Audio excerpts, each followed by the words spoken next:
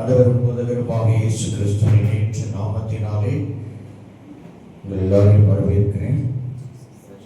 யோவான் சுவிசேஷ புத்தகம் 8ஆம் அதிகாரம் 32ஆம் வசனம். யோவான் சுவிசேஷ புத்தகம் 8ஆம் அதிகாரம் 32ஆம் வசனம். சத்தியத்தையும் அறிவீர்கள், சத்தியம் உங்களை விடுதலையாக்கும். அல்லேலூயா. இந்த வசனத்துல தேடி எடுத்து வாசிக்கவே கூடாது. பார்த்தீங்களா? ஏன் சொல்லுவோம்? இதெல்லாம் நமக்கு இந்த காலையில இருந்தா பல் வளர்க்குற மாதிரி, பிரேக்ஃபாஸ்ட் சாப்பிட்ற மாதிரி, மதியானா லஞ்ச் சாப்பிட்ற மாதிரி, நைட் ஆனா டின்னர் சாப்பிட்ற மாதிரி, தூக்கம் வந்தா தூங்குற மாதிரி. யோவான் 8:32 அப்படின்னாலே உடனே என்ன சொல்லணும்? சத்தியத்தையும் அறிவீர்கள், சத்தியம் உங்களை விடுதலையாக்கும். சத்தியத்தையும் அறிவீர்கள், சத்தியம் உங்களை விடுதலை ஆக்கும். இந்த உலகம் கர்த்தரால நியாயம் தீர்க்கப்பட போகிறது. இதுதான் இந்த உலகம் கர்த்தரால் காப்பாற்றப்படுவதும் எதினால் என்றால் ரெண்டுக்கும் ஒரே காரணம், ஒரே விடைதான் இருக்குது. அது என்ன அப்படின்னா சத்தியம். உலகத்தை கர்த்தர் நிச்சயமா நியாயம் தீர்க்க போறார். ஆனா அப்படி நியாயம் தீர்க்க போகிற கர்த்தர் தனக்கென ஒரு கூட்ட மக்களை மட்டுமே வேர் பிரித்து எடுக்கிறார். ஏன் அப்படின்னா புதிய உலகத்துக்கு ஆட்கள் வேண்டுமா இல்லையா? இனிவரும் உலகம் ஒண்ணு இருக்கா இல்லையா? எஸ். அப்ப இனிவரும் உலகத்துல இப்ப இருக்கிற எல்லா மக்களையுமே கர்த்தர் அழிச்சிட்டா, அப்ப இனிவரும் உலகத்துல யார் இருப்பா? யார் இருப்பா? டைனோசர் இருப்பா? யார் இருப்பா? யாருமே இருக்க மாட்டாங்க. நல்லா புரிஞ்சுக்கோங்க. ஐஸ் எங்க இருக்கணும்? ஆண்டவரிடத்திலே ஃபிக்ஸ், பற்றிக் கொண்டு இருக்க வேண்டும். உங்கள் கண்கள் கர்த்தர் மேலே பற்றுதலாக பற்றிக் கொண்டு இருக்குமானால் உங்கள் கால்கள் அதனை பின்தொடர தொடங்கும். சாலையை பார்த்து வண்டி ஓட்டினா வண்டி தானாவே சாலையில போகும். நீங்க வழியை எப்படி பார்க்கிறீங்களோ அப்படிதான் பயணம் இருக்கும். வாழ்க்கையை எப்படி பார்க்கிறீங்களோ அப்படிதான் வாழ்க்கை இருக்கும். கர்த்தரை நாம எப்படி பார்க்கிறோமோ அப்படிதான் கர்த்தரும் நமக்கு தெரிவார். அல்லேலூயா. மாறுபாடுள்ளவனுக்கு மாறுபாடாய் தெரிவார், புனிதனுக்கு புனிதனாய் தெரிவார், உத்தமனுக்கு உத்தமனாய் தெரிவார். அப்ப என்ன ஆகுது? அப்ப ஒரு மந்திரம்னு அர்த்தம். நம்ம கண்ணாடி வீட்டுல முன்னாடி போய் நின்னா நாம தான் தெரியும். இந்த பக்கத்து வீட்டுக்காரங்க யாராவது தெரியுமாங்களா? இல்ல இல்ல. அந்த கண்ணாடி நம்மை தான் காண்பிக்கிறது. நாம எப்படி இருக்கோமோ அப்படியே காண்பிக்குது. அல்லேலூயா. சின்ன பசங்களா காமிக்குது. யூத் கேர்ள்ஸா காமிக்குது. கொஞ்சம் வயதானவங்களா காமிக்குது. கண்ணாடிகளை ஃபில்டர் போட முடியாது. அதுல போயிட்டு கண்ணாடி கொஞ்சம் அழகா காமி, நான் இருக்கிற மாதிரி காமிக்காது, கலர் ஏற்றி காமி அப்படின்னா காமிக்கும். எப்ப அப்படின்னா மேக்கப் ரூம்ல நீ கண்ணாடிக்கு முன்னாடி இந்த மாதிரி லைட்ஸ் எல்லாம் செட் பண்ணி உங்க முகத்துக்கு நேரம் லைட் ஏறி விட்டீங்கன்னா கண்ணாடியில் அப்படியே தெரியும். அப்படியே கோல்டு கலர் அழகா தெரியும். இப்ப நடிகைகளுக்கெல்லாம் அப்படிதான் மேக்கப் போடுவாங்க.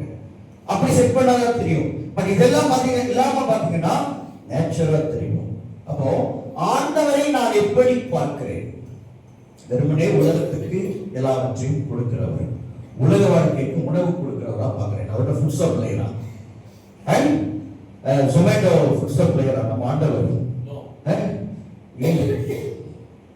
உடை கொடுக்கிறவரா பார்க்கிறோமா? ஆண்டவர் வீடு கொடுக்கிறவர் சிலருக்கு. யாருக்கு? ஆண்டவர் வீடு கொடுக்கிறவர். வாடகை வீடா இருந்தா வாடகை கொடுக்கிறவர், சொந்த வீடா இருந்தா அந்த சொந்த வீடை கட்டி கொடுக்கிறவர் சிலருக்கு. அப்ப அவர்களுக்கு அப்படியே தான் தெரிவார். அப்ப தேவன் உணவு சப்ளை பண்றவரும் கிடையாது, உடை சப்ளையரும் கிடையாது, அல்லது வீடு சப்ளையர், பில்டர், இன்ஜினியர் கிடையாது. ஆண்டவர் பரலோகத்திற்கு ஒரு கூட்ட ஜனத்தை ஆயத்தப்படுத்தி அந்த ஜனத்தை இனிவரும் உலகத்தில் கொண்டு போய் சேர்க்க போகிற ஒரு அழகான தேவன். அவர் நித்திய பிதா என்று வேதம் சொல்லுகிறது. அப்படின்னா என்ன அர்த்தம்? நித்தியங்களுக்கான பிதா. என்ன பிதா? நித்தியங்களுக்கான பிதா. The Father of eternal. முடிவில்லாத விஷயங்கள் இதெல்லாம் இருக்கும். முற்றுப்புள்ளியே வைக்க முடியாத விஷயங்கள் என்னென்ன இருக்கும்? அன்ஸ்டாப்பபிள். எதுக்கெல்லாம் உங்க லைஃப்ல முற்றுப்புள்ளியை வைக்க முடியாது?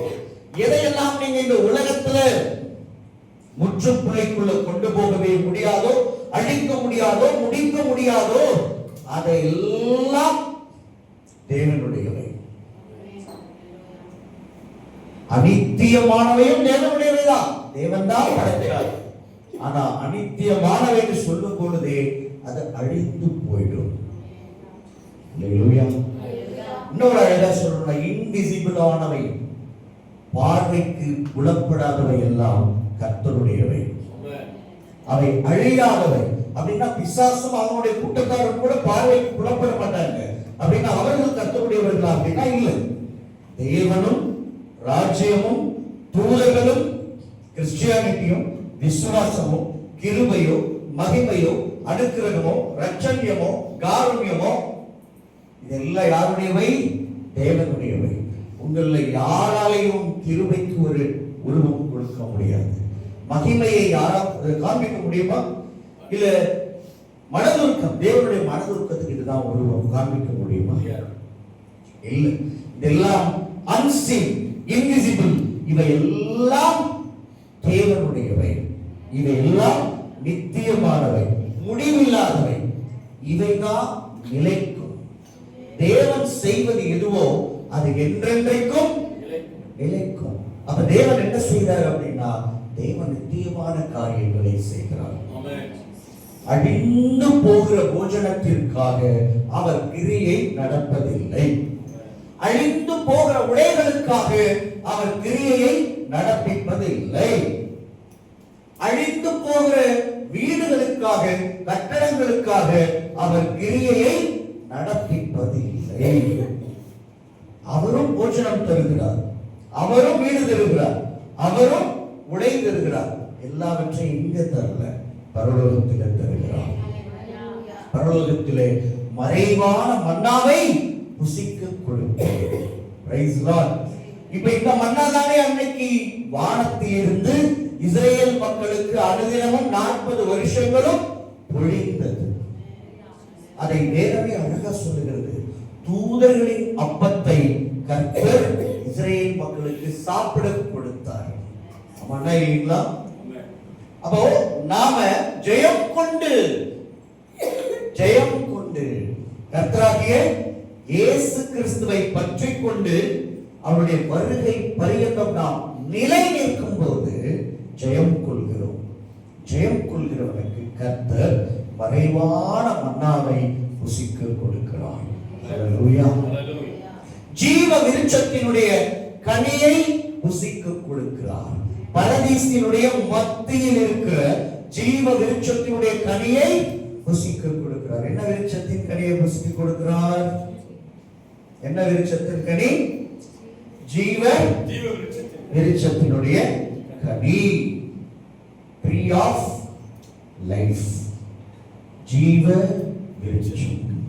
அந்த கனியை கர்த்தர் புசிக்க கொடுப்பார். அப்புறம் இன்னொன்னு கொடுக்கிறார், ஜீவ நீரூற்றாண்டைகளுக்கு நடத்தி கொண்டு போகிறார். Praise the Lord. ஹல்லேலூயா. அப்ப பாருங்க, மன்னாவை புசிக்க கொடுக்கிறார். மன்னானா தூதர்களுடைய அப்பம், ஜீவ நீரூற்று. அதிலே போய் ஒரு தாகம் எடுத்தா நாம் ஒரு முறை குடிச்சிட்டோம்னா ஒரு காலம் தாகம் உண்டாகாது. அப்புறம் என்ன செய்யறாரு? வெண் வஸ்திரங்களை உடுத்த கொடுக்கிறாரு. கொடுக்கிறாரா இல்லையா? ஜெயம் கொள்ளுகிறவனுக்கு ஆண்டவர் என்ன செய்கிறாரு? வெண் வஸ்திரங்களை அவர்கள் உடுத்திக் கொள்ள கொடுக்கிறார். அது மட்டும் இல்லை, பரலோகத்தில் இன்றே உங்களுக்கென்றே கட்டப்பட்ட வீடுகளில் நீங்கள் வாசம் பண்ணவும் அவர் உங்களுக்கு அனுமதி கொடுக்கிறார். ஆமென் சொல்லலாமா? ஆமென். ஹல்லேலூயா. அதான் ஆண்டவராகிய இயேசு கிறிஸ்து சொன்னார். யோவான் சுவிசேஷ புத்தகம் 14ஆம் அதிகாரம் 1 மற்றும் 2ஆம் வசனங்கள். யோவான் 14ஆம் அதிகாரம் 1 மற்றும் 2ஆம் வசனங்கள் வாசிங்க. உங்கள் இருதயம் கலங்காதிருப்பதாக தேவனிடத்தில் விசுவாசம் உள்ளவர்களாயிருங்கள், என்னிடத்திலும் விசுவாசம் உள்ளவர்களாயிருங்கள். என் பிதாவின் வீட்டில் அநேக வாசஸ்தலங்கள் உண்டு. அப்படி இல்லாதிருந்தால் நான் உங்களுக்கு சொல்லி இருப்பேன், ஒரு ஸ்தலத்தை உங்களுக்காக ஆயத்தம் பண்ண போகிறேன். ஒரு ஸ்தலத்தை உங்களுக்காக ஆயத்தம் பண்ண போகிறேன். நான் போய் உங்களுக்கு ஸ்தலத்தை ஆயத்தம் பண்ணின பின்பு மறுபடியும் வந்து உங்களை என்னிடத்தில் கூட்டி சேர்த்துக் கொள்வேன். நானும் பிதாவும் எங்கே எந்த ஸ்தலத்தில் இருக்கிறோமோ அங்கே எங்களோடு கூட நீங்களும் இருக்கும்படி உங்களுக்கு ஒரு வாசஸ்தலத்தை அங்கே ஆயத்தம் பண்ணி வைத்து விட்டு வந்து மறுபடியும் உங்களை என்னிடத்தில் கூட்டி சேர்த்துக் கொள்வேன். இப்போ ஆண்டவர் என்ன ப்ராசஸ்ல இருக்கிறாரு? வேலை ப்ராக்ரஸ்ல இருக்கிறாரு. என்ன வேலை செஞ்சுட்டு இருக்கிறாரு அப்படின்னா, பிதாவினிடத்தில் பரிந்து பேசுவது ஒரு பக்கம், நமக்கான வாசஸ்தலங்களை அவர் கட்டிக் கொண்டிருக்கிறார். ஹல்லேலூயா. சாது சுந்தர் சிங் அப்படின்னு ஒரு தேவ மனிதர். யாருக்கு பேர் சொல்லுங்க? சாது சுந்தர் சிங் பஞ்சாப் மாநிலத்தில் இருந்து கர்த்தருக்காக எழுப்பின ஒரு பெரிய தேவ மனுஷன். அவருடைய பேரு தான் நீங்க நிறைய பெரிய பெரிய ஊழியக்காரங்க எல்லாம் வச்சிருக்கிறத பார்த்தோம்னா, எனக்கு தெரிஞ்ச ஒரு அண்ணா சாது பால் அப்படிங்கிற பேர் வச்சிருக்காரு. யார் இந்த சாது அப்படின்னா, அவர் தான் சாது சுந்தர் சிங். அவரு பரலோகத்துல நிறைய தரிசனங்களை பார்த்தார். அந்த பரலோக தரிசனங்களை எல்லாம் புத்தகமா எழுதியிருக்கிறார். அது ரொம்ப அழகா ஒரு விஷயம் சொல்றாரு. அதெல்லாம் சத்தியத்தின்படியே சரியாக ஏற்றுக்கொள்ளப்பட்ட தரிசனங்கள். அதுல சொல்றாரு, பூமியில ஒருத்த ஞானஸ்நானம் எடுக்கிறான் அப்படின்னா, பரலோகத்துல தேவ தூதர்கள் தான் விலையேற பெற்ற கற்களை கொண்டு வந்து ஒரு அஸ்திபாரம் போட ஆரம்பிச்சாங்களாம். உடனே இவர் கேட்கிறார், அது யாரு, எதுக்காக அப்படி ஒரு அஸ்திபாரம் போடுறாங்கன்னா, இப்போ பூமியில ஒரு மனிதன் கர்த்தராகிய இயேசு கிறிஸ்துவை ஏற்றுக்கொண்டிருக்கிறார். இப்போ அவனுடைய வீடு கட்டப்படப்படுகிறது. இன்னொரு வீடு முடிக்கப்பட்டதாம்.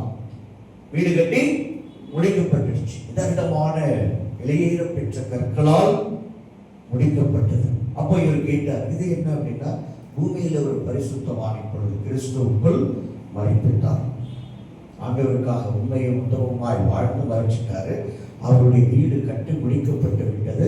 இப்பொழுது அவரை வரவேற்று அந்த வீட்டிலே கொண்டு வந்து பரதேசில இலைப்பார வைப்பார்கள் அப்படின்னு சொன்னார். இன்னொரு வீடு தூதர்கள் எல்லாம் பார்த்தா கற்களை எல்லாம் என்ன பண்ணாங்க, பிரிச்சு எடுத்துட்டு போனாங்க.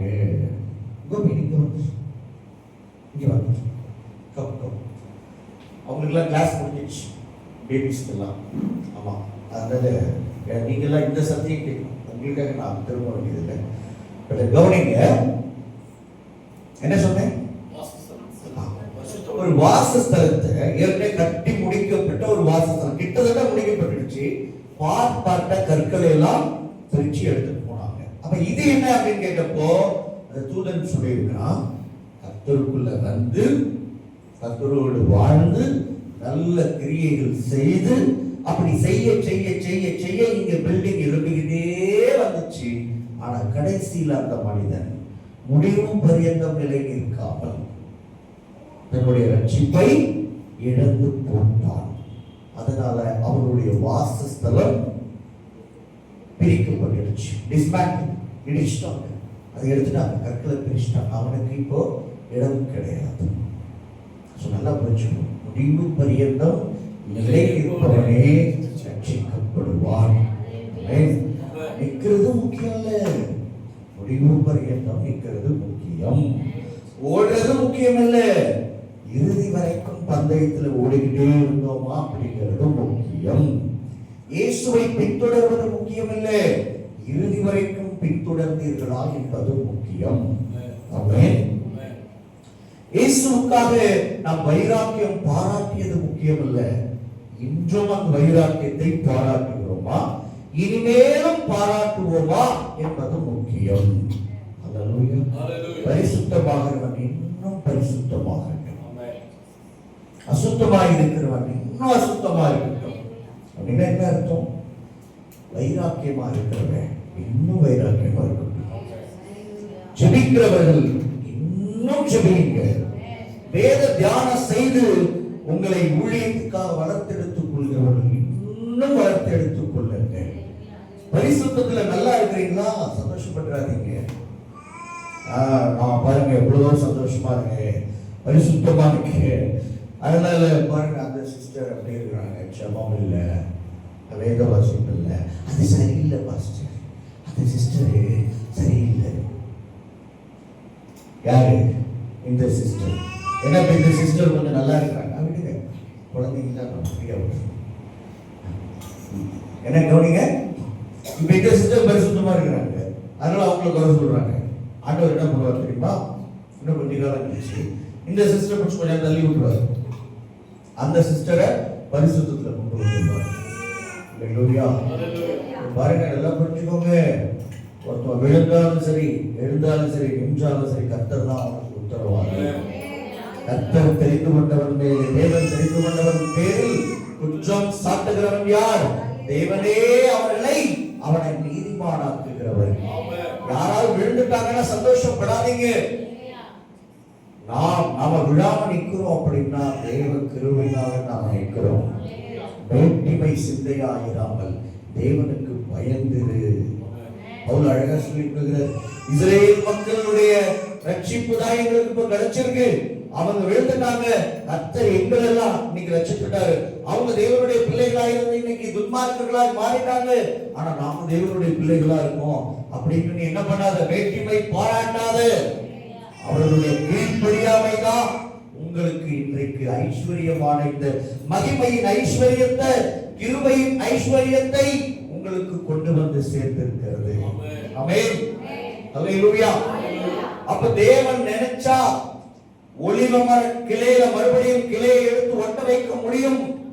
காட்டொலிவ மரமாகிய உன்னையே எடுத்து ஒலிவ மரத்துல கர்த்தரால ஒட்ட வைக்க முடியும்னா, அந்த ஒலிவ மரத்தின் கிளையையே எடுத்து ஒலிவ மரத்துல கர்த்தரால ஒட்ட வைக்க முடியுமா? முடியாதா? முடியும். எல்லாம் புரிஞ்சுக்கோங்க. இதை நான் எதுக்கு சொல்றேன் அப்படின்றத சொல்றேன் பின்னால. அப்போ தேவனால எதுவும் கூடும். அவங்களுடைய கீழ்ப்படியாமல் இப்ப நீங்க கொஞ்சம் எழுப்பி வந்தீங்க. இப்ப என்ன எடுத்துக்கணும்? இப்ப எனக்கு நான் எப்படி சொல்லிக்கணும் அப்படின்னா, நான் சில ஊழியத்துக்கு வரும்போது சில அண்ணாங்க எல்லாம் ஊழியத்துல பல வருஷமா இருந்தாங்க.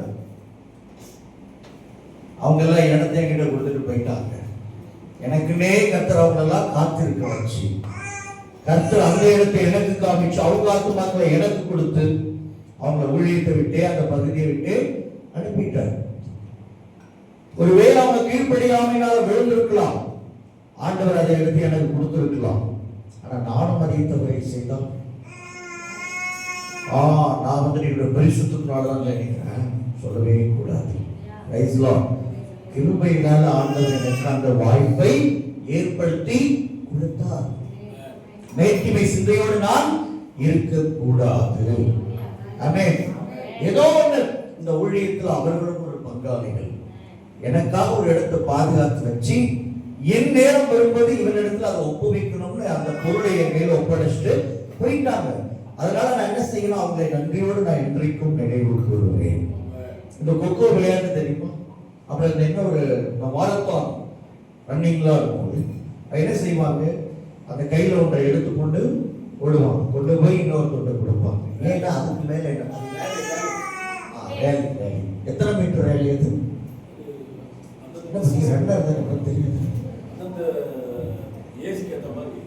கொஞ்சம் லெங்க்தியான ரெண்டு ரேலி அது.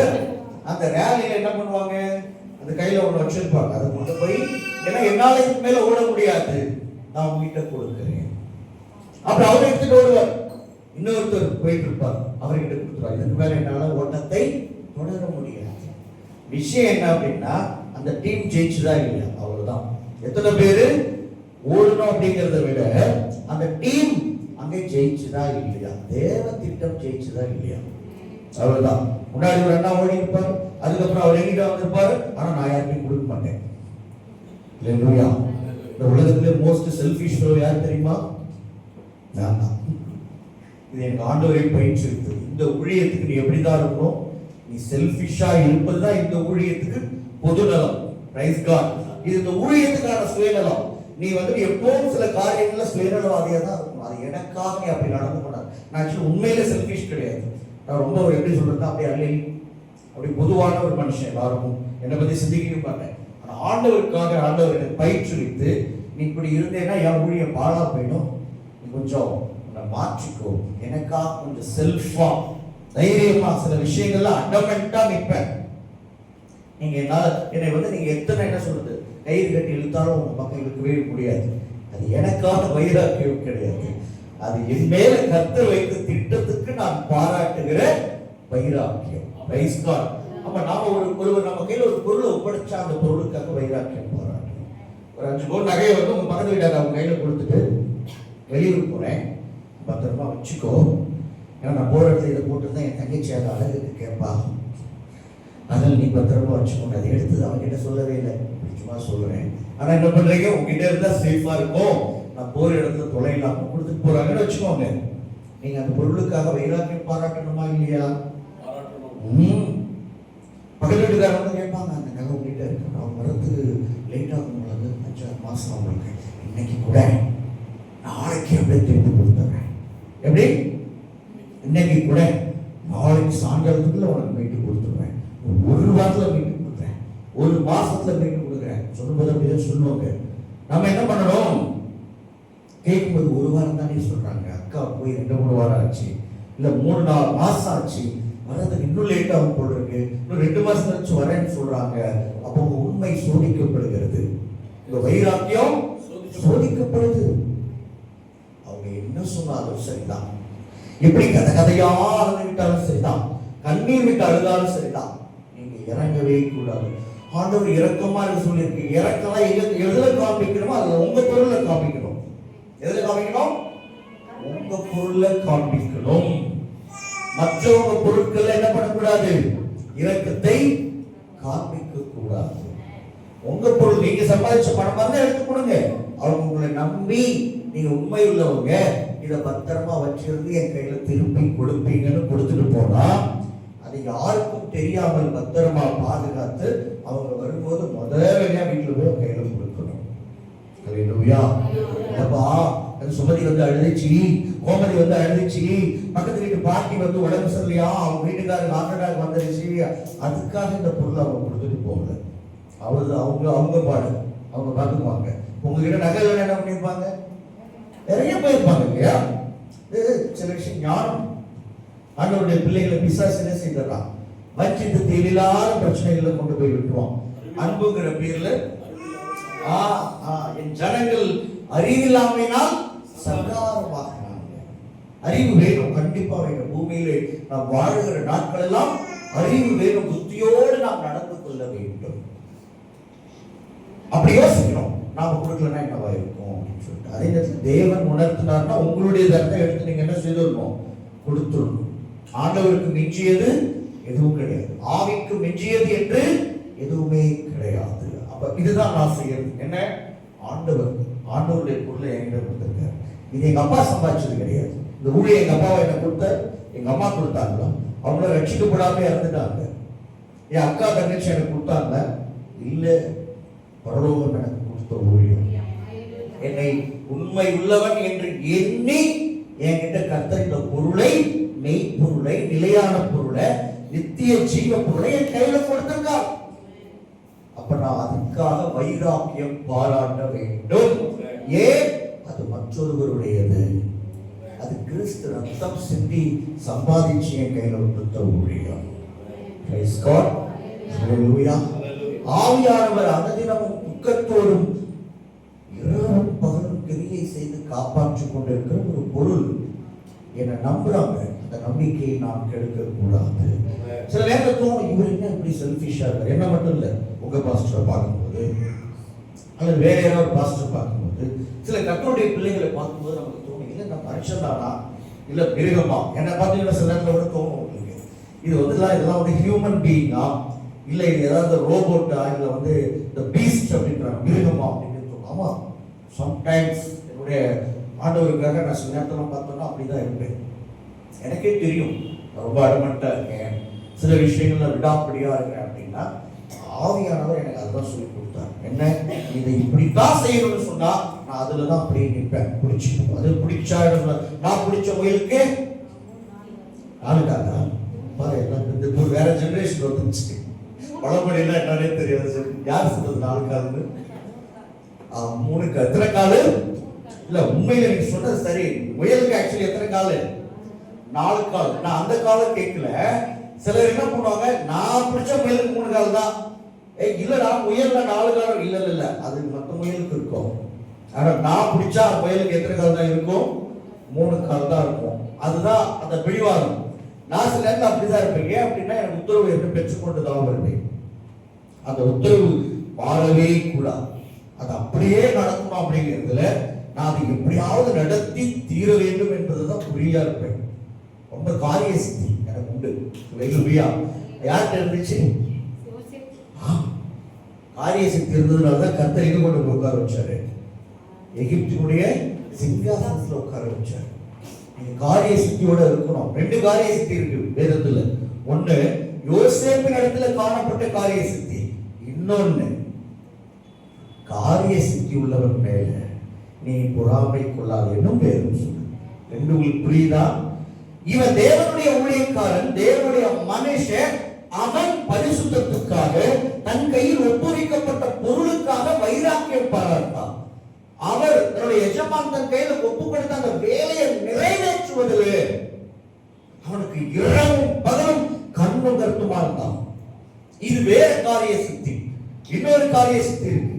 அது என்னன்னா, சிலர் ஒன்னத்தையும் சாதிக்க மாட்டான், உருப்படியா ஒண்ணுமே பண்ண மாட்டான்.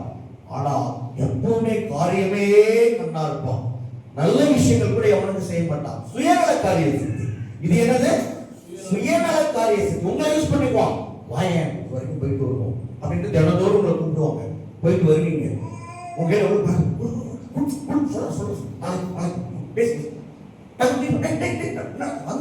மின்னல் மாதிரி வந்தான், கையில் பணத்தை பிடிக்க போயிட்டான் அப்படின்னு தவிச்சு நிற்பீங்க. நாளைக்கு அர்ஜென்ட் நீங்க கேட்டா ஒரு பைசா கொடுக்கவே மாட்டாங்க. சில அக்காங்களா இருக்கும் நம்ம தெருவில். பெண்கள் சில பேர் இருப்பாங்க, நம்ம வீட்டில் வருவாங்க, சமைக்கிற சாப்பாடை எடுத்துட்டு போவாங்க, நம்ம கிட்ட படத்தை வாங்கிக்குவாங்க, கூட அப்படின்னு நைஸா பேசி உங்க இடத்துல தள்ளி போயிடுவாங்க.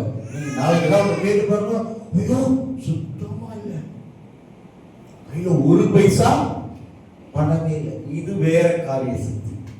இவங்க மேலெல்லாம் நாம் பொறாமை கொள்ளக்கூடாது. ஏன்னா இப்படிப்பட்டவங்க சேர்க்கிற பொருள் நிலைமை இருக்காது. இப்படிப்பட்டவங்க ஓடி ஒண்ணுமே சாதிக்க மாட்டாங்க. ஆனா யோசேப்பினுடைய காரிய சித்தி என்பது வேறு. அவன் சாதிச்சிட்டான். அந்த காரிய சித்தி உங்களை கொண்டு போய் உச்சத்துல உட்கார வைக்கும்.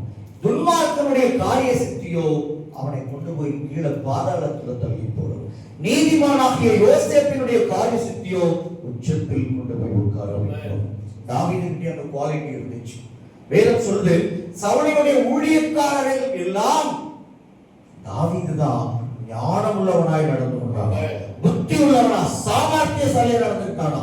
பெலிஸ்தியர் எப்போ வருவாங்கன்னு எதிர்பார்த்துட்டே இருந்தானா. மற்றவங்க எல்லாம் அப்படின்னா, ஓ ஒரு யுத்தம் முடிஞ்சிருச்சா, ரைட் ஓகே, ஒரு ஊழியம் முடிஞ்சிருச்சு, போயிட்டு அப்படியே வேலையை பார்ப்போம், என்ஜாய் பண்ணுவோம், இப்படி இருந்தாங்க சவுலுடைய ஊழியக்காரங்க.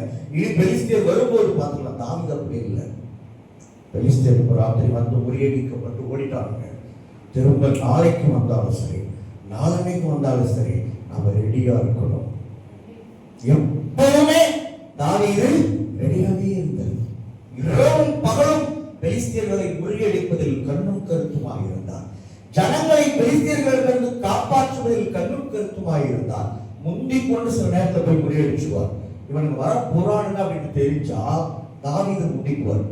முந்திக்கிட்டு போய் இவர் படையெடுத்துட்டு போய் அவங்க அழைச்சிட்டு வந்துடுவார். அதனாலதான் தேசம் அமைதலா இருந்துச்சு. அதுதான் ஜனங்க வந்து சாட்சி கொடுத்தாங்க, சவுலை மேல் ராஜாவாக இருக்கும் பொழுது நீர்தான் இஸ்ரவேலை நடத்தி கொண்டு போய் நடத்தி கொண்டு வந்தீர் அப்படின்னு சொன்னாங்க. Praise god. பாருங்க, நமக்கு பொறுப்பு கொடுக்குறாங்களோ இல்லையோ, நம்மளை கொண்டாடுறாங்களோ இல்லையோ, நம்மளை அங்கீகரிக்கிறாங்களோ இல்லையோ, நம்மளை உயர்த்தி வைக்கிறாங்களோ இல்லையோ, நாம் நம் கையில் கொடுக்கப்பட்ட வேலையை செய்து கொண்டே இருக்கணும். தாவீதை சவுல் பகைத்தார். ஒரு கடத்துக்கு மேல அவருக்கு அவர் எந்த பொறுப்பும் கொடுக்கல. ஆனா தாவீது தன் வேலையை அவர் நாடோடியா வாழ்ந்த காலத்துல செஞ்சுக்கிட்டே இருந்தார். நல்லா புரிஞ்சுக்கணும். நீங்க படை தளபதியா இருந்த காலத்துல யுத்தத்துக்கு போனாரு. பிற்பாடு சவுல் இவரை கொல்ல விரட்டார். அப்பவும் இஸ்ரேலுக்கு ஒரு பிரச்சனை வந்துச்சுன்னா ஓடி போய் நின்று காப்பாற்றுறது யாரு? தாவீதும் அவரோடு இருக்கிற அவரோட ஒரு பேரும். இப்போ அவருக்கு அந்த பொறுப்பை கொடுக்கலங்க. அதான் புரிஞ்சுக்கோங்க. சவுல் இப்ப அவருக்கு அந்த பொறுப்பை கொடுக்கல. அவர் அந்த இடத்தை விட விரட்டிட்டார். அவர் நாட்டை விட ஓடிட்டார். பெலிஸ்தியர் தேசத்துல வாழ்றார். கேகிலாவில் வாழ்ந்துட்டு இருக்கார். அவரே தன் உயிரை காப்பாற்றிக் கொள்ள பெலிஸ்தியர் தேசத்துல வாழ்ந்துட்டு இருக்கார். ஆனா தன் ஜனத்துக்கு ஒரு பிரச்சனைன்னு வரும் பொழுது முதல்ல போயிட்டு அங்க நின்று யுத்தம் பண்ணி ஜனங்களை காப்பாற்றியது யார்? தாவீது ராஜா தான். அல்லேலூயா. அவர் சவுலை பார்க்கல. சவுல் தன் மேல வைத்த பொறுப்புக்காக ஒரு வேலை செய்யல. சாமுவேல் மூலம் ஒரு பொறுப்பு கொடுக்கப்பட்டுச்சு பாருங்க. அபிஷேகம் கொடுக்கப்பட்டு இஸ்ரவேலின் மேல நாம ராஜா வாக்கப்பட்டோம். அதெல்லாம் அவர் பார்த்தார். தேவன் என்னை அபிஷேகம் பண்ணி இருக்கிறார். சவுல் ராஜா என்ன அங்கீகரிச்சா என்ன, அங்கீகரிக்காட்டி என்ன, என்ன விரட்டினா என்ன, விரட்டாட்டி என்ன, அணைச்சுக்கிட்டா என்ன, அணைக்காட்டா என்ன, ஜனங்கள் என்ன ஏற்றுக்கொண்டா என்ன, தளபதிங்கிற பட்டம் எனக்கு இருந்தா என்ன, இல்லாட்டி என்ன, என் கடமை, என் ஆண்டவர், என்னுடைய ஜனம், என் தேவனுடைய ஜனம், இது என் வேலை. இதை சாமுவேல் என்கிற தீர்க்கதரிசி தேவனுடைய நாமத்தினாலே எனக்கு கொடுத்த வேலை. இந்த வேலையை உயிரோடு இருக்கும் நாளெல்லாம் நான் செய்து கொண்டே இருப்பேன் செய்தார். ஹல்லேலூயா. சத்தியத்தின்படியே பேசுறேன். புரிஞ்சுக்கோங்க. அவர் உயிருக்கே ஆபத்து. ஆனா ஜனங்க உயிரை காப்பாற்ற அவர் போராடிக்கிட்டே இருந்தார். அதான் ஊழியக்காரர். பவுல் அவர் உயிருக்கு ஆபத்து. அவர் ஜெயில இருக்கிறார். அவரை கட்டுறாங்க, சவுக்கால் அடிக்கிறாங்க, கல்லால் அடிச்சு காயப்படுத்துறாங்க, போற இடமெல்லாம் துன்பப்படுத்துறாங்க. ஆனால் தேவ ஜனத்துக்காக, சபைக்காக உழைப்பதை கடைசி வரைக்கும் அந்த தேவ மனிதன் நிறுத்தவே இல்லை. அவருடைய சுவாசம் அவருடைய நாசியில் இருந்த வரைக்கும் அவருடைய இருதயத்தில் தேவ சபையும் தேவனும் இருந்து கொண்டே இருந்தாங்க. Praise god. உலகத்தினுடைய அங்கீகாரத்தை நீங்க எதிர்பார்க்காதீங்க. சபையில உங்களை அங்கீகரிக்கிறாங்களா, பொறுப்பு கொடுக்கிறாங்களா நீங்க பார்க்க கூடாது. பொறுப்பை மனிதர்கள் நமக்கு கொடுக்கணும்னு அவசியம் கிடையாது. தேவ ஆவி உங்களை ஏவினால் நீங்கள் போய் உங்க வேலையை செஞ்சிருக்க. தேவ ஆவி சிமியோனை ஏவினார், ஆலயத்துக்கு போக சொல்லி மறைமுகமா ஏவுறார். இதோட ஆவியின் ஏவுதல். இப்போ ஆலயத்துக்கு போகணும், ஆலயத்துக்கு போகணும் தோணுதா? போனார். போனா அங்க என்ன கிடைச்சது? கர்த்தராகிய இயேசு கிறிஸ்துவை கண்டு தீர்க்க தரிசனம் உரைத்தார். ஆவியின் ஏவுதல் இருந்துச்சு அப்படின்னா அந்த ஆவியின் ஏவுதலுக்கு நாம் நம்மை ஒப்பு கொடுத்து போய்கொண்டே இருக்கணும். பின்னோக்கி பார்க்க கூடாது. யாருடைய அங்கீகாரத்தை எதிர்பார்க்க கூடாது. யாராவது நாலு வார்த்தை நல்ல வார்த்தை பேச மாட்டா. சிஸ்டர் சூப்பரா பாட்டு பாடுறீங்க, பிரதர் சூப்பரா பாட்டு பாடுறீங்க, சிஸ்டர் நீங்க அருமையா ஊழியம் செஞ்சீங்க அப்படின்னு யாருமே சொல்ல மாட்டாங்களே அப்படின்னு சில நேரத்தில் சோர்வு வரும். அதெல்லாம் பார்க்க கூடாது. எல்லாத்துக்கும் கிரீடம் பரலோகத்தில் கொடுக்கப்படும். நாம நமக்காக ஊழியம் செய்யல, கர்த்தருக்காக ஊழியம் செய்யணும். என்னுடைய ஊழியத்துக்காக நீங்க ஊழியம் செய்யல, உங்க பாஸ்டருடைய ஊழியத்துக்காக நீங்க ஊழியம் செய்யல, தேவ ராஜ்யத்துக்காக ஊழியம் செய்கிறோம். All for the kingdom and all for the Lord Jesus. இங்கே செய்யப்படுவது அத்தனையும் தேவ ராஜ்யத்துக்காக. இங்கே செய்யப்படும் அத்தனையும் இயேசு ராஜாவுக்காக.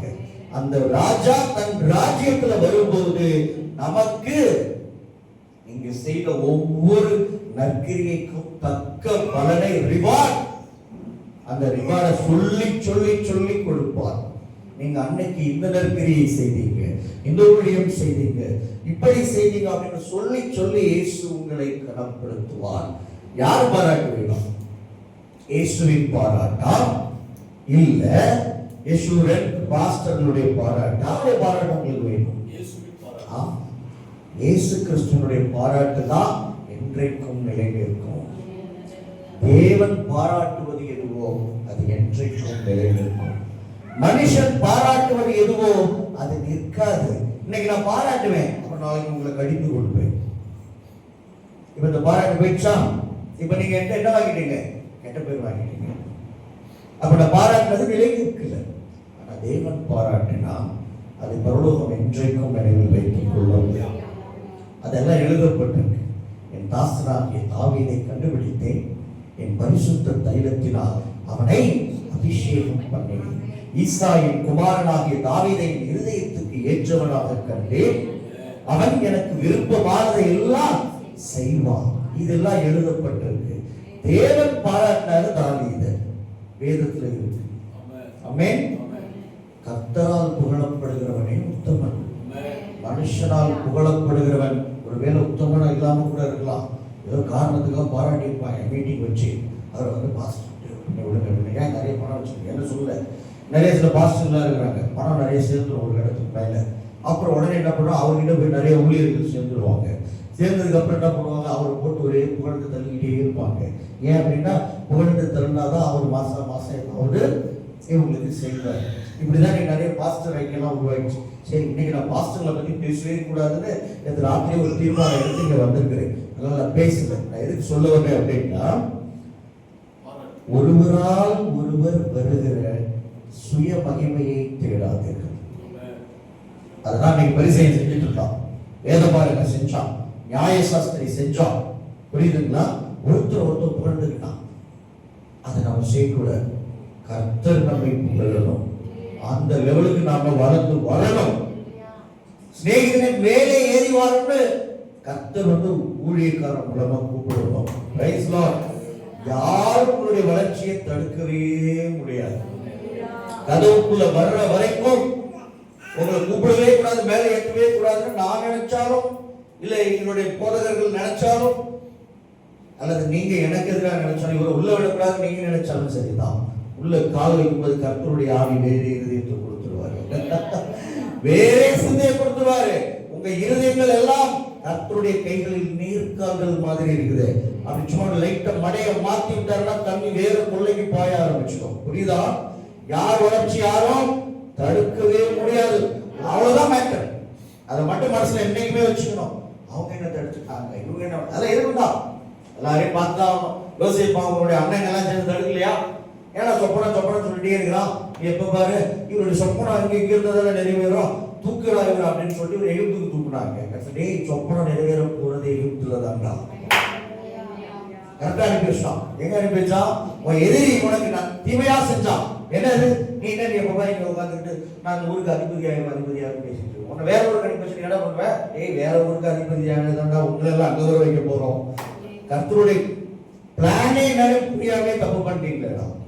அவன் அதை சொல்லுவான், அவன் பொருளை கொண்டே அவனை போடுறது அப்படின்னு சொல்லுவாங்க. ஒரு ஆயுதத்தை யாரும் பண்ணா தெரியுமா? பைபிள் இருக்கு. வேற ஒரு டைலாக் சொல்லி நினைக்காதீங்க. இது கோலியாத்து பொருள் தான் கோலியாத்த போட்டார். இவர்கிட்ட என்னதான் ஆயுதமா இருந்துச்சு? இல்ல, நாய் அடிக்கிறது தடி எடுத்து போடாது. அதை பார்த்த உடனே அந்த ராட்சதனுக்கு வந்து சீப்பா இருக்கும். எப்படி நம்மளை அசிங்கப்படுத்துறாங்க வரும்போது ஒரு பட்டயத்தை எடுத்து வந்தா கூட நமக்கு ஒரு மரியாதை இருக்கு. இவ்வளவு பெரிய ஆளு 9 அடி வசத்துக்கு நிற்கிறா. இவன் என்னன்னா என்னை அடிக்கிறதுக்கு நாய் அடிக்கிறதுக்கு தடி எடுத்து வர மாதிரி வர்றான். உனக்கு எவ்வளவு தைரியம்டா? நீங்க என்ன பண்ற பாரு, நீ உன் தலையை வெட்டி நான் அதை பண்றேன் இதை பண்றேன். அதை சொன்னதெல்லாம் இவன் பண்ணிட்டான். முதல்ல அந்த கவன்களை எடுத்து ஒரே நெத்தியில அடிச்சோட கீழே வந்தான். ஓடி போயிட்டு அவன் இடுப்புல இருந்து அவனுடைய பட்டயம், பெரிய பட்டயம், சும்மா கிடையாது, ஈட்டி தாக்கு. அதை பிடிக்கிறதுக்கே தனி ஆள் ஒருத்தர் அசிஸ்டன்ட். அப்படின்னா பாத்துங்க, அதை எடுத்து ஒரே போடு. அவன் பொருளை எடுத்து அவனை போட்டுட்டான். உங்களுக்கு விரோதமா யாராவது ஆயுதத்தை உருவாக்குனா அதை செஞ்சு உங்களை அடிக்கிறதுக்காக இதை வச்சு நீங்க பிளான் போட்டு உன்னை கால் பண்றாரு அப்படின்னு வந்தா அன்னைக்கு அவனுக்கு நேரம் சரியில்லைன்னு அர்த்தம். ஏன் தெரியுமா? அவன் பார்த்து செஞ்ச ஆயுதத்தை வச்சுதான் கர்த்தர் அதை உங்களை கொடுத்து உங்களை கொண்டு அவனை போட போறாருன்னு அர்த்தம். உனக்கு விரோதமாக உருவாக்கப்படுகிற எந்த ஆயுதமும் வாய்க்காலை போ. உனக்கு விரோதமாக நியாயத்தில் எழுவும் எந்த நாளையும் நீ குற்றப்படுத்துவாய். கர்த்தருடைய ஊழியக்காரருடைய சுதந்திரமும் அவரால் உண்டாகும், அவருடைய நீதியுமா இருக்கிறது. மக்களே, யாரையும் தடுக்க முடியாது. மக்களே, எழும்பி வரணும்னா நம்ம வந்தே தீர்வோம். ஏற்ற காலத்துல அரியாசனம் நமக்கு தான் அப்படின்னா நாம அங்க உட்கார்றத ஒரு செகண்ட் கூட ஒருத்தனும் தடுக்க முடியாது. 2032ல இப்ப நான் இந்தியாவுக்கு ஒரு பிரைம் மினிஸ்டர் ஆகணும் அப்படின்னு டேட்ட கர்த்தர் ஃபிக்ஸ் பண்ணிட்டாரு அப்படின்னா அதை யாராலும் தடுக்க முடியாது. அது எப்படி பாஸ்டர் அப்படின்னு நீங்க கேட்டீங்க. இல்ல, நான் எடுத்துக்காட்டுக்காக சொல்றேன். எந்த வருஷம்? 2032. எத்தனை வருஷம் இருக்கு இன்னும்? 7 வருஷம். அப்ப இந்த 7 வருஷத்துக்கு பிறகு ஆண்டவர் என்ன கொண்டு போய் அந்த இடத்துல நான் உட்காரணும் முடிவு பண்ணியிருந்தாருன்னா இன்னைக்கு இருக்கிற சூழ்நிலையில அம்மா தான் இதுக்கு சம்பந்தமே இல்லாம இருக்கும். இதற்கு கருப்பு சட்டை போட்டுக்கிட்டு மைக்க பிடிச்சி நம்ம கிட்ட பேசிட்டு இருக்கிற அனத்திக்கிட்டு இருக்கிறாரு. தினந்தோறும் இவர் தொல்லை பெரிய தொல்லையா இருக்கு அப்படின்னு மீட்டிங் வச்சுக்கிட்டே இருக்கிறாரு. எத்தனை மீட்டிங் வைப்பாரோ தெரியல அப்படிங்கிற மாதிரி உங்களுக்கு கொஞ்சம் உள்ளுக்குள்ள ஒரு பயம் தான் செய்யும். எப்படி இருக்கும்? ஒரு பயம் தானே செய்யும். அதெல்லாம் கண்டுபிடி வந்து போகுமா இல்லையா? திரும்ப ஒரு 3-4 மணி நேரம் பேச ஆரம்பிச்சாலும் அதெல்லாம் வந்து போகுமா இல்லையா அப்படின்னு அதெல்லாம் தாண்டி திடீர்னு வாழ்க்கை மாறிடும். இன்னைக்கு கையில உட்காந்துருக்கோம் அப்படிங்கிறதுக்காக நாளைக்கு அதிபதி ஆக மாட்டோம் எதுவுமே கிடையாது. இன்னைக்கு சிறைச்சாலையில் உட்காந்துருக்கான். ஒருத்தர் சொல்ற யோசிப்பு இன்னைக்கு சிறைச்சாலையில் உட்காந்துருக்கு. நான் வந்து எகிப்துக்கு அதிபதியாக எகிப்துக்கே அதிபதியாகியா? ஏய் முதல்ல ஜெயில விட்டு ஜாமீன் எடுக்க ஆள் பாடுறா. உனக்கு எகிப்துல ஜாமீன் எடுக்கிற ஒருத்தம் கிடையாது. நீங்க ஒரு பரதேசியா. உன் குடும்பத்தால் ஒருத்தன் இந்த ஊர்ல கிடையாது. இனத்தால் ஒருத்தன் இந்த ஊர்ல கிடையாது. நீ வெளியில வரைய முடியாம ஜாமீன் எடுக்கவே ஆள் இல்லாம உன் கேஸ நடத்தவே உனக்கு வக்கீலும் கிடையாது, யாரும் கிடையாது. நீ சொல்ற நீ வந்துட்டு எகிப்துக்கு ராஜா ஆவே அப்படின்னா ஆனாரா இல்லையா? ஆனாரா இல்லையா? ஆனார். ஆனால் ஆனால்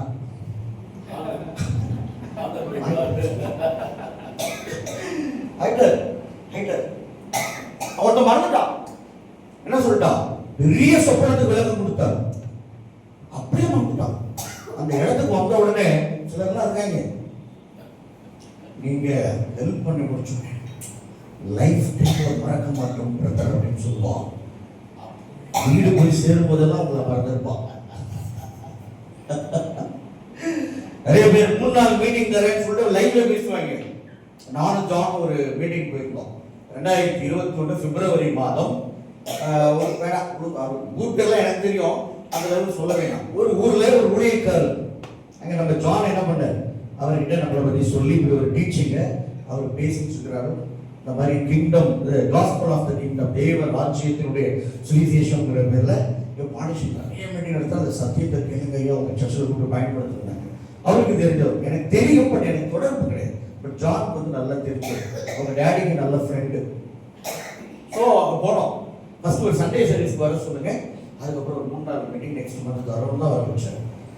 அந்த வீடியோ கூட இன்னும் அவருடைய யூடியூப் சேனல்ல இருக்குது. இந்த மாதிரி நிறைய பேர் இருக்காங்க மோசம் போக்குவாங்க. இப்போ என்ன பண்ணாரு, பிரசங்கத்தை கேட்டு ஒரே சபையே அப்படியே சந்தோஷம் மகிழ்ச்சி. 500 பேர் கொண்ட சபை அது நடக்கவே இருக்காது. அந்த இடத்துல நீ கால் வச்சு நடந்து போகவே இருக்காது.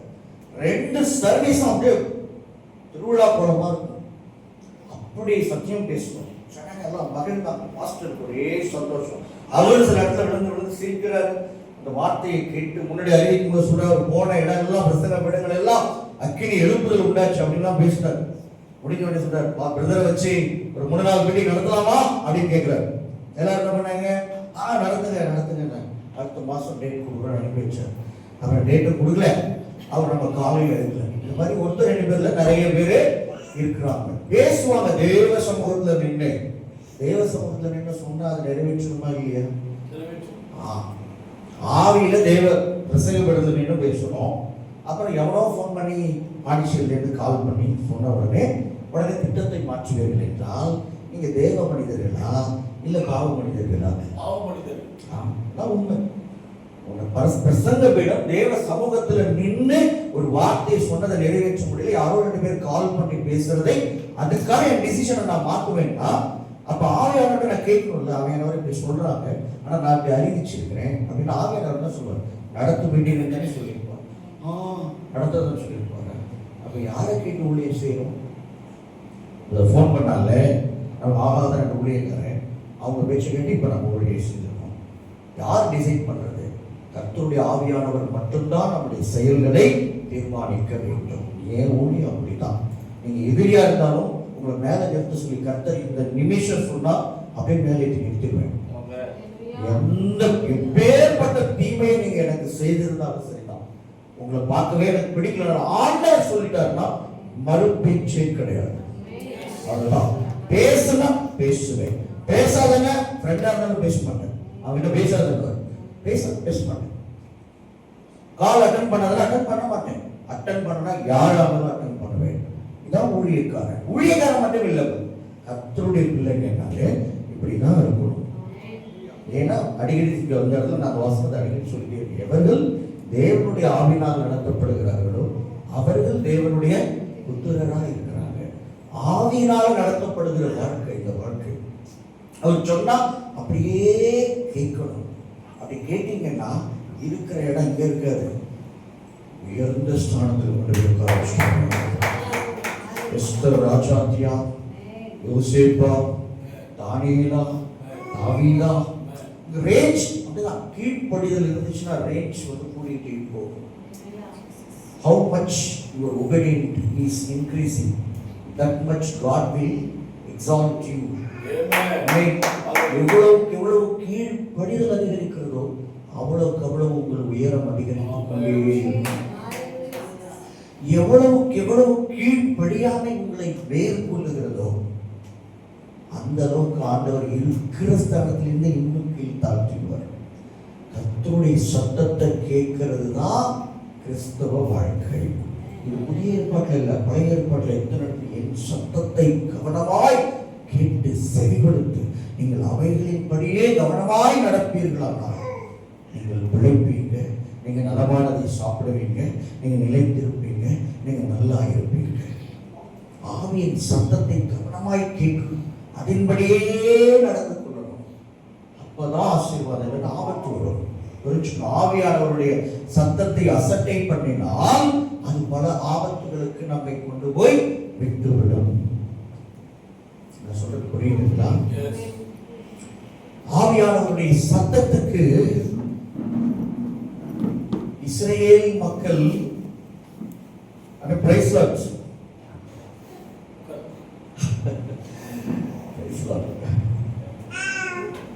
என்னுடைய நான் வந்து பாண்டிச்சேரியில் 2021 வரைக்கும் செய்த ஊழியங்களில் நான் சந்தித்த அழகான தேவ மனிதர்கள் எல்லாம் கர்த்தர் மறுபடியும் என்ன செய்யறார், கூட்டி அப்படியே சேர்க்கிறார்.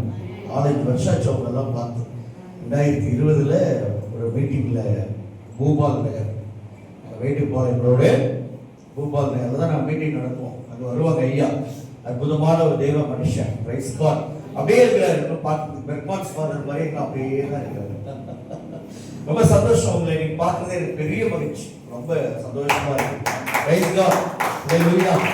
இப்போ நாம என்ன சொல்லணும், நான் வளர்கிறேனே மம்மி அப்படின்னு சொல்லணும். ஜேஆர்பிசி என்ன பண்ணிட்டு இருக்கு இப்போ, ஜீசஸ் ரினட் பிரேயர்ஸ் என்ற ஒவ்வொரு நாளும் வளர்ந்து கொண்டிருக்கிறது. ஹalleluya. பின்ன போல எப்படியானாலும் ஒருவர் புதிதாய் வருகிறார், அப்ப முன்னதானே போயிட்டு இருக்கோம். அதெல்லாம் பார்க்கணும். வளர்ச்சியின் பாதையில் ஆண்டவர் ஆவியானவர் நடத்தி கொண்டு போகிறார். பள்ளத்தாக்குகளின் நீரூற்றுகளுக்கு நம்மை நடத்தி கொண்டு போகிறார். ஆடுகளை போல அப்படியே அழகா கொண்டு போய் நமக்கு இங்க நீரூற்று இருக்கு, இங்க மேய்ச்சல் இருக்குன்னு கர்த்தர் காண்பித்து கொண்டிருக்கிறார். Praise lord. பாருங்க, ஒரு 5 to 10 minutes தான், எல்லாம் புரிச்சுக்கோங்க. சில ப்ராஃபஸி தான் நான் உங்களுக்கு சொல்ல விரும்புகிறேன். இந்த இலங்கை வரைக்கும் போயிட்டு கர்த்தர் அவ்வளோ பெரிய தீர்க்கதரிசியா எடுத்து பயன்படுத்தலாம். ஆனா இங்க வந்ததுலேருந்து எனக்கு ஒரே எச்சரிக்கையின் சத்தமாவே பேசிட்டு இருக்கேன். எனக்கே கொஞ்சம் ஒரு ஃபீலிங் ஆயிடுச்சு, ஐயோ ஜனங்க பாவம் ரொம்ப போட்டு நாம கடுமையான உபதேசங்களா பேசுறோம், அவன் மனசு ரொம்ப உடஞ்சி போனாங்க, திரும்ப நாளைக்கு வருவாங்களா அப்படின்னு யோசிக்கிற அளவுக்கு எனக்கே தோணும். ஆனா பாருங்க, அதுதான் கண்டித உபதேசத்தினுடைய பவரே. அதுதான், நீங்க எவ்வளவு கண்டித்து பேசினாலும் சத்தியத்தின்படி பேசினா சத்தியம் மறுபடியும் அடுத்த நாள் உங்களை கொண்டு வந்துடும். ஆனா நைட்டு போகும்போது என்ன தோணும் தெரியுமா, இனிமே ஒரு மீட்டிங் போகக்கூடாதுன்னு தோணும். சில பேருக்குலாம் தோணி இருக்கும், அதை வெளியில் சொல்ல வேண்டாம், அப்படி மனசுல வச்சு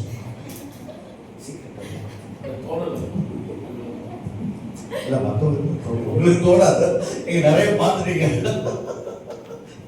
ஒரு ட்ரைண்ட் ஆயிட்டார் இது அப்படிதான் அப்படின்ட்டு. அவரு நம்ம ஆரோக்கியதாஸ் பிரதர்லாம் இன்னைக்கு தான் பாக்குறாங்க. அவங்க எல்லாம் இங்க 2018 இருந்து 19 தெரிஞ்சு பாக்குறேன். உங்களுக்கு நான் புதுசா இருப்பேன். அப்ப எனக்கு ரொம்ப ஃபீலிங் ஆச்சு, அண்டவரே கொஞ்சம் ஜனங்களுக்கு முன்னாடி சிரிச்சு பேச வைங்க, கொஞ்சம் தீர்க்கதரிசனம் உரைக்க வைங்க, பர்சனல் லைஃப்பை பத்தி கொஞ்சம் பேச வைங்க. பாவம் வந்ததுலேருந்தே வருகை, கண்டிதம், சபை, பாஸ்டருங்க, ஊழியம் ஒரு மாதிரி போயிட்டு இருக்கேன். நான் நைட்டு நள்ளிரவு தூக்கமே வரல, போய் ஜெபம் பண்ணேன். கொஞ்ச நேரம் தான் ஜெபிக்க முடிஞ்சது. இந்த கொசு ஃபேக்டரி எல்லாம் புறப்பட்டு வந்து நம்மளே பிச்சு எழுதுற மாதிரி படிச்சு முடியாது தப்பிச்சு. ஐயோ தாங்க, இதுக்கு மேலே தாங்க முடியாது. ஆனா எனக்கு கொஞ்சம் சிரிக்க வச்சிருக்கிறான்னு நினைக்கிறேன். எங்க அம்மா அடிக்கடி சொல்லுவாங்க, அவங்க சாகர வரைக்கும் ஒன்று கேட்டுக்கிட்டே இருந்தாங்க, சிரிச்சா அழகா இருக்கும்பா, என் எப்பா இது எடுத்தாலும் இப்படி கோவப்படுற சீரியஸாகவே இருக்கிறேன், சிரிடா ஏண்டா அப்படின்வாங்க. அதே ஒரு படம் எடுத்து வச்சுட்டாங்க.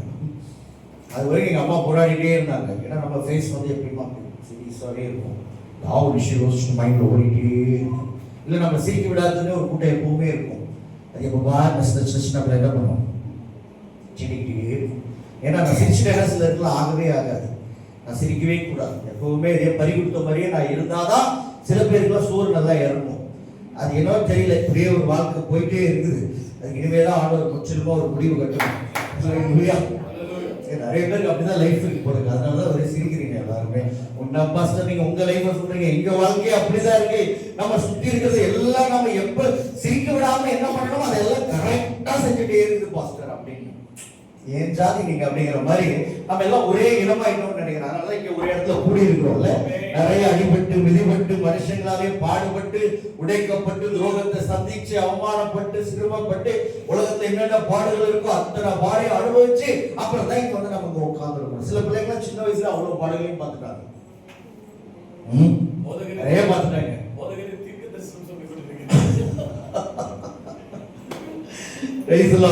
அதாவது ஒரு விஷயம் ரொம்ப இது ஒரு அழகான ஆசீர்வாதம் நான் உங்களுக்கு சொல்லி கொடுக்குறேன். சின்ன வயசுக்குள்ள எவ்வளோக்கு எவ்வளோ பாடுகளை சந்திக்கிறீங்களோ அவ்வளோக்கு அவ்வளோ சின்ன வயசுலேயே பெரிய ஆளாகிடுவீங்க. This is the secret of blessing. சீக்கிரமா ஆசீர்வதிக்கப்படணுமா, சீக்கிரமா எல்லா பாடுகளையும் குறைந்த வருஷத்திலே பற்றுங்க. யோசேப்பு 17 வயசுல இருந்து 30 வயசுக்குள்ள தன் வாழ்க்கையில் அத்தனை பாடுகளையும் 13 வருஷத்துல மொத்தமா அனுபவிச்சார். என்ன ஆச்சு?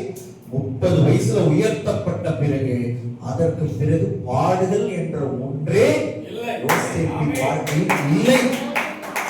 ஏன்? சேர்த்து வச்சு மொத்தத்தையும் 13 வருஷத்துல அடைந்து தீர்த்துட்டார். அதனால ஆண்டவர் உயர்த்தப்பட்ட பிறகு எல்லாரும் அவருக்கு முன்னால நடுங்கிதான் நின்றாங்க.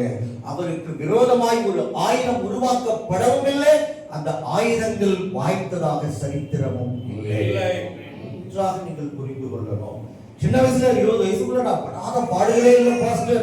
சின்ன வயசுல என்ன மாதிரி துன்பப்பட்டவங்க ஒருவரும் இல்லைன்னு நீங்க சொல்றீங்களா?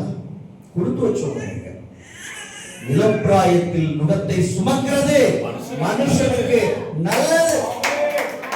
நல்லது நடக்கும் உங்க வாழ்க்கையில. 40 வயசுக்கு மேல போயிட்டு எல்லாருமே பாடா படுறதுக்கு 40 வயசுக்கு மேலதான் ஆம்பளைங்களுக்கு வர பிரச்சனை எல்லாம் மொத்தமா வரும். என்ன தெரியுமா? மனைவியால ஒரு பக்கம் டார்ச்சர் ஆகும், பிள்ளைங்க ஒரு பக்கம் டார்ச்சர் பண்ணும், அப்புறம் அம்மாவுக்கும் மனைவிக்கும் சண்டை. அதுக்கு நடுவில் மாட்டிட்டு இப்ப கல்யாணம் பண்ணலே ஆரம்பிச்சு தெரிஞ்சு 40 வயசுங்கிறது இந்த பிள்ளைங்களாம் வளர்ந்து வர்றதுக்கு அப்புறம் டார்ச்சர் வந்து இன்னொரு வெர்ஷன் வரும். 2.0 3.1 வரும். எப்ப ஒரு காலி கட்டுறாரோ அப்பவே ஆரம்பிச்சிடும். அடுத்த நாளே இந்த அம்மாவுக்கும் அந்த பொண்ணுக்கும் முட்டிக்கும். நடுவில் இப்ப இவர் வந்து இந்த சைடு பேச முடியாது, இந்த சைடும் பேச முடியாது. இவங்களுக்கு பேசினா அவங்க திட்டுவாங்க, அவங்க வந்து கொச்சுக்குவாங்க, அவங்களுக்கு பேசினா இவங்க கொச்சுக்குவாங்க. இப்ப நம்ம என்ன பண்றது அப்படின்னா அதுவும் பிரச்சனை வரும். ஏங்க உங்க அம்மா இவ்வளவு பேசுறாங்க, எரும மாடு உட்கார்ந்து இருக்கிறீங்கன்னு அதுக்கு ஒரு பாட்டு விடுவோம். இது எரும மாடா, என்ன மரியாதை ரொம்ப குறையுது. அப்புறம் அந்த அம்மா சொல்லும், நீ நல்லாவே இருக்க மாட்டடா, என்னை வளர்த்து உருவாக்கி ஆளாக்குறதுக்கு நேற்று வந்தோடனே பொண்டாட்டிதாசன் ஆயிட்டான். அது பொண்டாட்டிதாசன் தான். நமக்கு அந்தோணிதாசன் தான் பேர் வச்சாங்க, இப்ப பொண்டாட்டிதாசன் பேரா போயிடுச்சு அப்படின்னு அந்த அம்மா தான் வச்சிருக்கோம். எங்க அப்பா பேர் அந்தோணி தாசன் அப்படின்னு. இப்ப அந்த அம்மா புது பேர் வைக்குது, பொண்டாட்டி வந்தோடனே இவன் பொண்டாட்டிதாசன் அப்படின்ட்டு. இதை சொல்ல மக்களுக்கு நாலா பக்கமும் இடி அடி அப்படின்னு சொல்லுவாங்க. அந்த மாதிரி ஆண்களுடைய நிலைமை. அதுக்கப்புறம் இது பாத்தீங்கன்னா கல்யாணத்துக்கு முன்னாடி இளங்கால துள்ளி அட்வைஸ் ரெஸ்ட்ரிக்டட் அப்படின்னு சொல்லிட்டு அப்படியே பைக்ல விட்டுவார். கல்யாணத்துக்கு தாலியை கட்டினதுக்கு அப்புறம் தான் ஆரம்பிக்கும், வாழ்க்கையில இப்படிப்பட்ட காரியங்கள்லாம் கூட நடக்குமாப்பா அப்படின்ட்டு. பொண்ணுங்க என்ன பூன்னு நினைச்சோம், அது என்ன புயல் மாதிரி அப்படியே புகுந்து அப்பப்போ அடிச்சு போகுது. எல்லாம் செத்து விளையாட மாதிரியே இருக்கு வாழ்க்கை அப்படின்னு இருக்கும். அது கல்யாணம் பண்ணாலே சில பசங்க லைஃப்ல அப்படி இருக்கும், செத்து விளையாடுவோமா அப்படின்னு அந்த பொண்ணு கேட்கிற மாதிரியே இருக்கும். ஒரே ஹாப்பி தான். இவருக்கு வந்து பேனர் வைப்பாங்க, ஃப்ரெண்ட்ஸ் எல்லாம் கொண்டாடுவாங்க. அப்புறம் என்ன பார்த்து ஏதோ ஒரு உடச்சு விட்டு அப்புறம் பயமா அதெல்லாம் பொடி பறக்க விடுவாங்க. சான்ஸே இல்லை, எல்லாம் ஒரு வாரம் தான், ஒரு மாசம் தான். அதுக்கப்புறம் மாமனார் வீட்டுல மாமனார் திட்ட, மருமகள் மாமியார் திட்ட, அந்த பிரச்சனை இந்த பிரச்சனைன்னு எல்லா பிரச்சனையும் ஒண்ணா வந்து நிற்கும். அப்பதான் பையன் சொல்லுவான், கல்யாணம் பண்ணாமலே இருந்திருக்கலாம் போல இருக்கு. இது அத்தனை பேர் சொல்லும் போது ஒரு தலைக்குள்ள ஏறவே இல்லை. இப்போ நீயா அனுபவிச்ச பிறகுதான், ஏன்னா அதுதான் அவங்க அனுபவிச்சாதான் அவங்களுக்கு என்ன பண்ணோம் புரியும். எல்லாம் கவனிங்க. சோ இவ்வளவு பாடுகளையும் இளம் பிராயத்துல நாம அனுபவிச்சா அதுக்கப்புறம் வாழ்க்கை மகா சந்தோஷமா இருக்கும். Praise lord. இயேசு கிறிஸ்துவானவர் ஒரே ஒரு நாள் மகா பாடுகளை எல்லாம் தன் சரீரத்தில் சுமந்தார். அந்த வியாழக்கிழமையினுடைய இரவு தொடங்கி வெள்ளிக்கிழமையினுடைய இரவு வரைக்கும் ஆண்டவர் மகா சித்திரவதைகளை எல்லாம் ஒரே நாளில் அனுபவித்தார். ஆனா அதற்கு பிறகு அவர் மரித்து அடக்கம் பண்ணப்பட்ட பிறகு அந்த உயிர் போகிற வரைக்கும் அவருடைய அத்தனை பாடுகள்.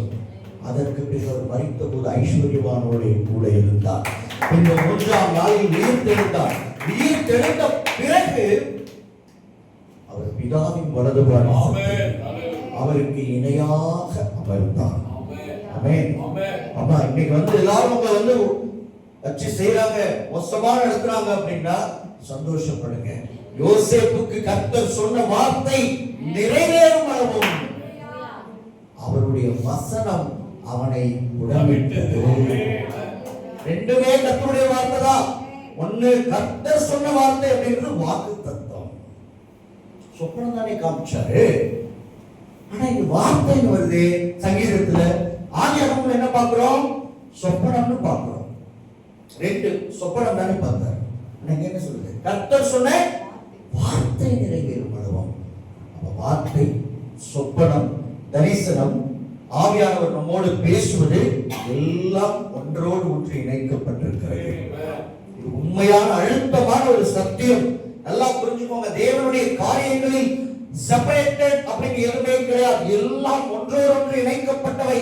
பிதாவோடு குமாரன் இணைக்கப்பட்டார், குமாரனோடு ஆவி இணைக்கப்பட்டார், ஆவியானவர் பிதாவோடு இணைக்கப்பட்டிருந்தார், குமாரனோடு இணைக்கப்பட்டார், ஆவியானவர் சத்தியமாகியானவர், சத்தியமாகியால் ஆவியானவரை சாட்சி கொடுக்கிறவர். அல்லேலூயா.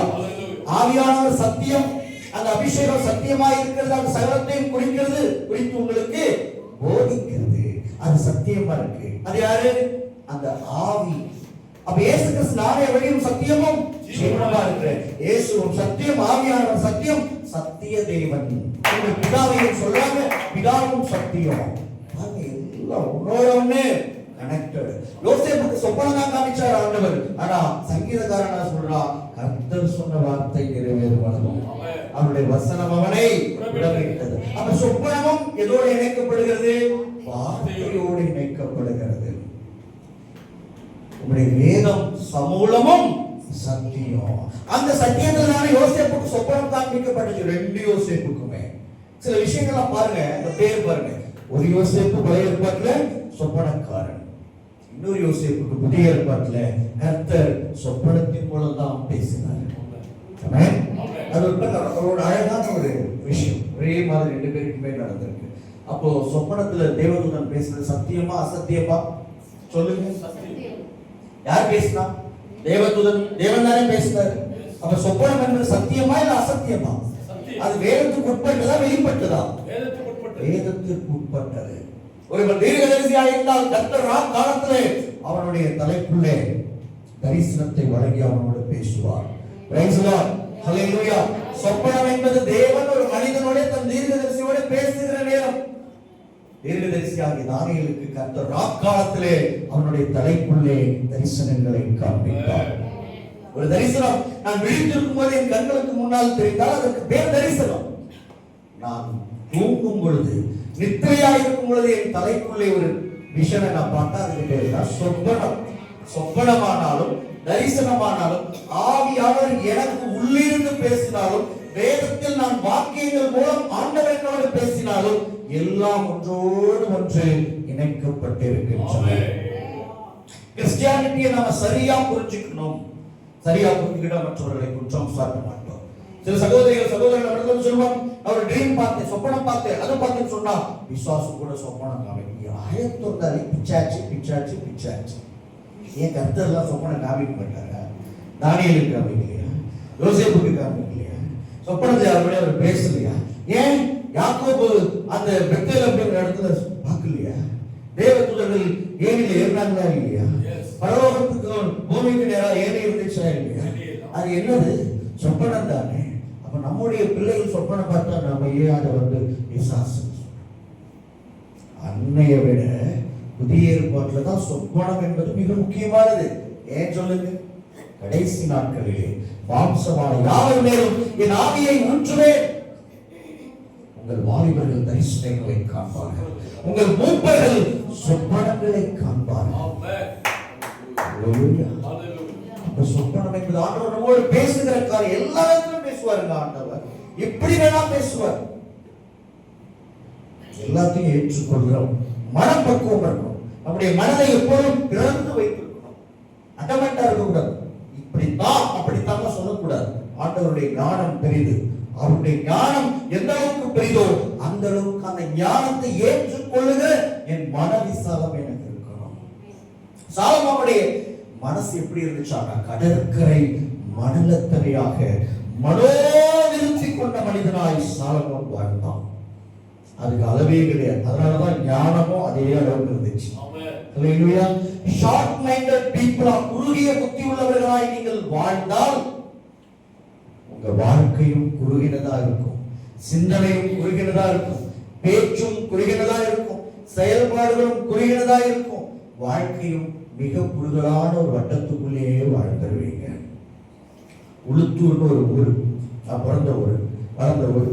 அந்த ஊர்ல சபை கட்டி அங்கேயே வாழ்ந்தோம்னு நினைச்சேன். எப்படி? ஒரு கிராமத்துல அங்கதான் என்னுடைய ஊழியர்கள். அங்கிருந்து ஒரு வில்லேஜ்ல இருந்து தான் என்னுடைய ஊழியத்தை நான் லேப்டாப் வச்சுக்கிட்டு ஒரு கிராமம், குக்கிராமம், அங்க ஒரு பழைய வீடு, அந்த ஓட்டு வீட்டுல அங்கிருந்து தான் லேப்டாப் வச்சுக்கிட்டு 2Gல இது வச்சிருப்பேன், போனோ அந்த டேபோ. 2G அது எவ்வளவு வேகமாக செயல்பட உங்களுக்கு தெரியும்ல, ஒரு சைனா டேப். அதை வச்சுக்கிட்டு அந்த கிராமத்துல உட்கார்ந்துக்கிட்டு வாட்ஸ்அப், ஃபேஸ்புக்லாம் வீடியோ அப்லோட் பண்ணி ஊழியர்களை எல்லாம் பக்கம் கருத்தை திரும்ப வச்சார். ஆனா இப்ப எனக்கு ஆசை எல்லாம் அந்த கிராமத்துல ஒரு சர்ச்சை கட்டணும், பெரிய ஆசைலாம் இல்லை. அந்த கர்த்தரை பற்றி சிந்திச்சதெல்லாம் உலகம் தழுவி சிந்திச்சார். எனக்கு பாண்டிச்சேரி மேலேயும் தரிசனம் கிடையாது, ஸ்ரீலங்கா மேலேயும் தரிசனம் கிடையாது, மியான்மர் மேலேயும் தரிசனம் கிடையாது. என்னுடைய தரிசனம் எல்லாம் ஒரு குறுகிய வட்டமாக தான் இருந்துச்சு. ஆனா எழுப்புதலை பற்றி எனக்கு தரிசனம் இருந்தது. இந்தியா தழுவி எழுப்புதல், அதை பற்றி பேசினேன். ஆண்டவர் இப்படியெல்லாம் விரிவாய் எக்ஸ்பேண்ட் பண்ணி என்னுடைய எல்லைகளை கொண்டு போவாருன்னு நான் உண்மையிலே நினைக்கல. இன்னைக்கு மியான்மரில் இருக்கிற சகோதர சகோதரிகளுக்கு இன்னைக்கு தெரிகிறது. மலேசியா, சிங்கப்பூர், ஏன் இஸ்ரேல் ஃப்ரெண்ட்ஸ்லாம் கூட இருக்கிறாங்க என்னோட ஃபேஸ்புக்கில். என் பர்த்டேக்கெலாம் அவங்க விஷ் பண்ணுவாங்க. ஸ்ரீலங்காவில் அத்தனை ஆயிரம் சகோதர சகோதரிகள், 20-25,000 பேர் என்ன சொல்லியிருக்கான். ஸ்ரீலங்கன்ஸ், நார்த் இந்தியன்ஸ், தெலுங்குக்காரங்க, மலையாளக்காரங்க, கன்னடக்காரங்க, அவ்வளோ பேர் கர்த்தர் சுட்டி கொடுத்திருக்கிறார். யாரு? ஒரு கிராமத்துல பிறந்த ஒரு சாதாரண ஒரு இளைஞன். அல்லேலூயா. ஆண்டவர் நம்மை பற்றி சிந்திக்கிற சிந்தனை எல்லாம் இவ்வளோ உயர்ந்ததா இருக்கு. யோசேப்பு அப்படிதான் சிந்திச்சார். அப்பா வீட்டுல அப்பாவுக்கு பிரியமான ஒரு பிள்ளையா வாழ்ந்தா போதும் தான் சிந்திச்சார். அண்ணனுங்களோட வாழ்ந்தா போதும்னு சிந்திச்சார். ஆனா ஆண்டவர் என்ன பண்ணாரு? அண்ணனுங்களோட வாழ்றதுக்காக நான் உன்னை அழைக்கல, அப்பாவுக்கு செல்ல பிள்ளையா வாழ நான் உங்களை அழைக்கல, அதிபதியாய் வாழ நான் உன்னை அழைத்தேன். நீ அதிபதியாகணும்னா உன்னுடைய வீட்டாரை விட்டு வேறு பிரிக்கப்படணும். வனாந்தரம் இல்லாம தேவ மனிதர்கள் உருவாக முடியாது. 2019-20 அந்த பிரசங்கம் பண்ணியிருக்கேன். இப்போ நாங்கள் நேற்று காலையில் கூட நானும் பாஸ்டர் ஜானும் அதை பற்றி பேசிட்டு இருக்கோம். தேவ மனிதனாகிய மோசேவை உருவாக்கியது எது? 40 வருட வனாந்தர வாழ்க்கை. தாவீது என்கிற தேவ மனிதனை உருவாக்கியது எது? வனாந்தரத்திலே அவன் ஆடுகளை மேய்த்து கொண்டு வாழ்ந்த வாழ்க்கை தான் அவனுக்கு தேவனையும் அறிமுகப்படுத்தியது. தேவன் எப்படிப்பட்டவர் என்பதை கற்றுக் கொடுத்தது. அவன் எப்படிப்பட்ட ஒரு வாழ்க்கையை வாழப்போகிறானோ அதற்கு ஏற்ற தைரியத்தை, பராக்கிரமத்தை அங்குதான் அவன் தெரிந்து கொண்டான். நான் யார் என்பதே தாவீதுக்கு அங்கதான் தெரியும். எப்படி தெரியுமா? ஆடுகளை பிடிக்க ஒரு முறை சிங்கம் வந்துச்சு, ஒரு முறை கரடி வந்துச்சு. அப்ப ஆடுகளை காப்பாற்றுவதற்காக ஆடுகள் மேல் கொண்ட தாகம் அவனை தன்னை எறியாமல் அந்த சிங்கங்களின் பின்னால் ஓட வைக்குது. எங்கேயாவது மெய்ப்பன் சிங்கத்துக்கு பின்னால் ஓடி கேள்விப்பட்டிருப்போமா? சும்மாலாம் கர்த்தர் உயர்த்த மாட்டாருங்க. சம்திங் ஸ்பெஷல் கேரக்டரிஸ்டிக்ஸ் டெடிகேஷன் உங்ககிட்ட இருந்தாதான் உங்களை அந்த லெவலுக்கு கொண்டு வருவார். சிங்கத்துக்கு பின்னால ஓடுனவனை எங்கேயாவது உலகம் பார்த்துருக்குமா? எந்த மெய்ப்பனாவது தன் ஆடை பிடித்துக் கொண்டு போகிற சிங்கத்துக்கு பின்னால் கரடிக்கு பின்னால் ஓடி அதனை அடித்து அதனோடு சிங்கம் போலவே ஈக்குவலா சண்டை போட்டு அதன் தாடியை பிடித்து அதை அடித்து கொண்டு ஆட்டை மீட்ட மெய்ப்பனை உலகம் அதுவரை பார்த்ததே இல்லை. அல்லேலூயா. அப்ப ஆண்டவர் பார்த்தார், ஆடுகளுக்காகவே தன் ஜீவனை கொடுக்கிற அளவுக்கு இவனுக்கு அர்ப்பணிப்பு இருக்கே, அப்ப என் ஜனங்களுக்காக இவன் என்ன வேணா செய்வான். அப்படி ஒரு ராஜா தான் வேண்டும். ஆமென். எவ்வளவு அழகா சொல்லுங்க. நல்ல மேய்ப்பன் ஆடுகளுக்காக தன் ஜீவனை கொடுக்கிறான். தாவீது நல்ல மேய்ப்பன், தாவீதின் குமாரன் நல்ல மேய்ப்பனா வரப்போறாருங்கிறதுக்கு அடையாளமா தான் அவருடைய தந்தையாக எண்ணப்பட்ட வேதம் சொல்கிற தாவீது நல்ல மேய்ப்பனாய் வாழ்ந்தான். தன் ஆடுகளுக்காக தன் ஜீவனையே கொடுக்க அவன் துணிந்தான். அப்ப கர்த்தர் பார்த்தார், நீ எல்லாம் ஆடுகளுக்கு பின்னால ஓடுற ஆள் கிடையாது, நீ இருக்க வேண்டிய இடம் வேற. சிங்காசனத்துல போய் உட்காரணும், கொண்டு போய் உட்கார. கொஞ்சத்தில் உண்மையுள்ளவன் அநேகத்தின் மேல அதிகாரியாய் வீற்றிருப்பதை யாராலையும் தடுக்க முடியாது. ஆத்தும தாகம், சபையின் மேல் கொண்ட தாகம், தேவ பிள்ளைகளின் மேல் கொண்ட பற்று, அவர்களுக்காக நான் உழைத்த உழைப்பு, இரவும் பகலும் எப்பொழுதும் வேத ஆராய்ச்சி, உபவாசம், ஜெபம் என அர்ப்பணிப்பு நிறைந்த வாழ்க்கையை வாழ்ந்து வாழ்ந்து வாழ்ந்துதான் தேவன் இன்னைக்கு எனக்காக வைராக்கியம் பாராட்டுறார். அல்லேலூயா. என்னை யாராவது ஒரு வார்த்தை சொன்னா ஒரு கோபம், எப்படி பேசலாம் அப்படியே பேசுவார் ஆவியானவர் மனிதனை. எப்படி பேசலாம் என்னுடைய மகனை பற்றி, என்ன தைரியம், பேர்பட்ட மனுஷன், பேர்பட்ட தேவ ஊழியன், நம்ம எப்படி பேசலாம், யாரும் நான் காமிக்காம விட மாட்டேன் அப்படின்னு ஆண்டவர் பொங்குவார். உடனே அவங்களுக்கு சிக்ஷையை காமிச்சுவார். இது அடிக்கடி நடக்கிற விஷயம். ஏன் அப்படின்னா நான் அவருக்காக பாராட்டின வைராக்கியம். அல்லேலூயா. இப்ப தேவன் எனக்காக வைராக்கியம் பாராட்டுகிறார். நீங்க ஒவ்வொருவரும் ஆண்டவருக்காக எவ்வளவு வைராக்கியம் பாராட்டினீங்களோ அவ்வளவுக்கு அவ்வளவு தேவன் உங்களுக்காக வைராக்கியம் பாராட்டுவார். பினேகாஸ் தேவனுக்காக சபைக்காக பாராட்டின வைராக்கியம், அதன் பிறகு என்னாலும் அது இஸ்ரவேலில் எண்ணப்பட்டது, இன்றும் எண்ணப்படுகிறது. ஒரே ஒரு முறை கிடைச்ச வாய்ப்பு கிடைச்சா சிக்ஸர் அடிச்சிருக்கும் கர்த்தருக்காக. பினேகாஸ் அதுக்கப்புறம் ஏதாவது செஞ்சாரா? ஒரே ஒரு வாய்ப்பு கிடைச்சது. என்ன பண்ணிட்டார்? கர்த்தருடைய மனசு அப்படி களவாடிட்டார். தைரியமா இறங்கி போயிட்டு ஈட்டு எடுத்து போயிட்டு அது பாவம் செய்த பாளையத்தை அசுத்தப்படுத்தினவர்கள் மேல இறக்கினார் பாருங்க. ஆண்டவருடைய கோபம் அதுலதான் ஆரம்பிச்சு. அன்னைக்கே சொல்லிட்டார், இவன் செய்த கிரியை இது என்றென்றைக்கும் நினைக்கப்படும். அவங்க அழகா சொல்லிட்டு அங்க ஏதாவது செய்யுங்க, ஏதாவது செய்யுங்க, ஏதாவது செய்யுங்க, எதையாவது செஞ்சு தொலைக்காதீங்க. நல்ல வாய்ப்பு கிடைச்சா பவர்ஃபுல்லா ஏதாவது பினேகாஸ் மாதிரி பண்ணிடுங்க, இல்ல நெகேமியா மாதிரி வாழ்ந்துருங்க. அவர் எல்லாத்தையும் செஞ்சு முடிச்சு சொன்னாரு, தேவனே உங்களுடைய ஜனத்துக்காக, ஜனத்துக்கு நன்மை உண்டாக நான் செய்த எல்லாவற்றையும் முடியும் நினைத்தவரும் அப்படின்னு சொன்னார். Praise God. அல்லேலூயா. கிறிஸ்துவின் சரீரமாகிய சபைக்காக வைராக்கியம் பாராட்டினீங்கன்னா நான் உங்களுக்கு நல்ல ஆயுளோடு வாழ்றது வழி சொல்லி தருவா. சரீரம் நல்லா இருக்கணும், வியாதி வரக்கூடாது, ஆரோக்கியமும் சௌக்கியமும் ஆயுள் நாட்கள் பூரணப்பட்ட ஒரு வாழ்க்கையை வாழணும்னு உங்களுக்கு ஆசை இருக்கா? அவர் வழி சொல்லித்தரேன். கிறிஸ்துவின் சரீரம் என எண்ணப்படுகிற சொல்லப்படுகிற சபையை போஷியுங்கள், சபைக்காக போராடுங்க, சபைக்காக வேலை செய்யுங்க, சபைக்காக வைராக்கியம் பாராட்டுங்க. நீங்க சபைக்காக வேலை செய்யல, கிறிஸ்துவின் சரீரத்தை போஷித்ததினால், கிறிஸ்துவின் சரீரத்துக்காக விதைத்ததினால், கிறிஸ்துவின் சரீரத்துக்காக ஓடினதினால், கிறிஸ்துவின் சரீரத்துக்காக வாழ்ந்ததினால், கிறிஸ்துவின் சரீரத்துக்காக பாடுபட்டதனால உங்க சரீரத்துல ஒரு வாதையும் வராது, வியாதியும் வராது, ஆபத்தும் வராது. ஆண்டவர் உங்க சரீரத்தை தன் சரீரம் போல பார்ப்பார். எல்லா தீமையில் இருந்தும் விலக்கி ரட்சிப்பார். சுகர், பிபி எதுவும் உங்களை தொடவே முடியாது. ஏன்? கிறிஸ்துவின் சரீரமாகிய தன் குமாரனுடைய சரீரத்துக்காக இந்த சரீரம் பாடுபட்டதினால் இது விலையேற பெற்ற சரீரம். இந்த சரீரத்தை தொட பிசாசானவனுக்கு அனுமதி கிடையாது. அப்படிதான் மோசேயுடைய சரீரத்தை கர்த்தர் பாதுகாத்தார். அவன் செய்த ஒரு தவறை சுட்டிக்காட்ட பிசாசு வாதாடுறான். அவன் ஒரு கீழ்ப்படியாதவன். ஒரு இடத்துல வார்த்தைக்கு அவன் கீழ்ப்படியல. அதனால கீழ்ப்படியாதவனுடைய சரீரத்தை நீங்க எனக்கு தான் கொடுக்கணும்னு சொன்னப்போ கர்த்தர் கொடுக்காம அவன் கண்களுக்கு மறைவாக தன் தாசனுடைய சரீரத்தை எடுத்துக்கொண்டு போய் மறைவாக அடக்கம் பண்ணினார். இன்று வரையில் மோசே எந்த இடத்தில் அடக்கம் பண்ணப்பட்டார் என்பதை யாராலும் கண்டுபிடிக்க முடியவில்லை. அப்படி கணம் பண்ணினார். தன்னுடைய ஊழியக்காரனுடைய உடலுக்கு அப்படி ஒரு கணத்தை கொடுத்தார். உங்க சரீரம் கனமா இருக்கணுமா? கர்த்தர் அதனை பாதுகாக்கணுமா? நீண்ட ஆயுள கொடுக்கணுமா? அதுக்கு போஷிட்டு உட்கார்ந்துருக்காங்க. பாருங்க, போஜனத்தினால் முயற்சி செய்தவர்கள் பலனடையவில்லையே. அப்போஸ்தலன் பவுல் ஒரு அழகா சொல்கிறார், கிருபைதான் சரீரத்துக்கு தேவை. நம் சரீரத்தை, இருதயத்தை ஸ்திரப்படுத்துவது எது? கிருபை. நீங்க சாப்பிடுற சாப்பாடு கிடையாது.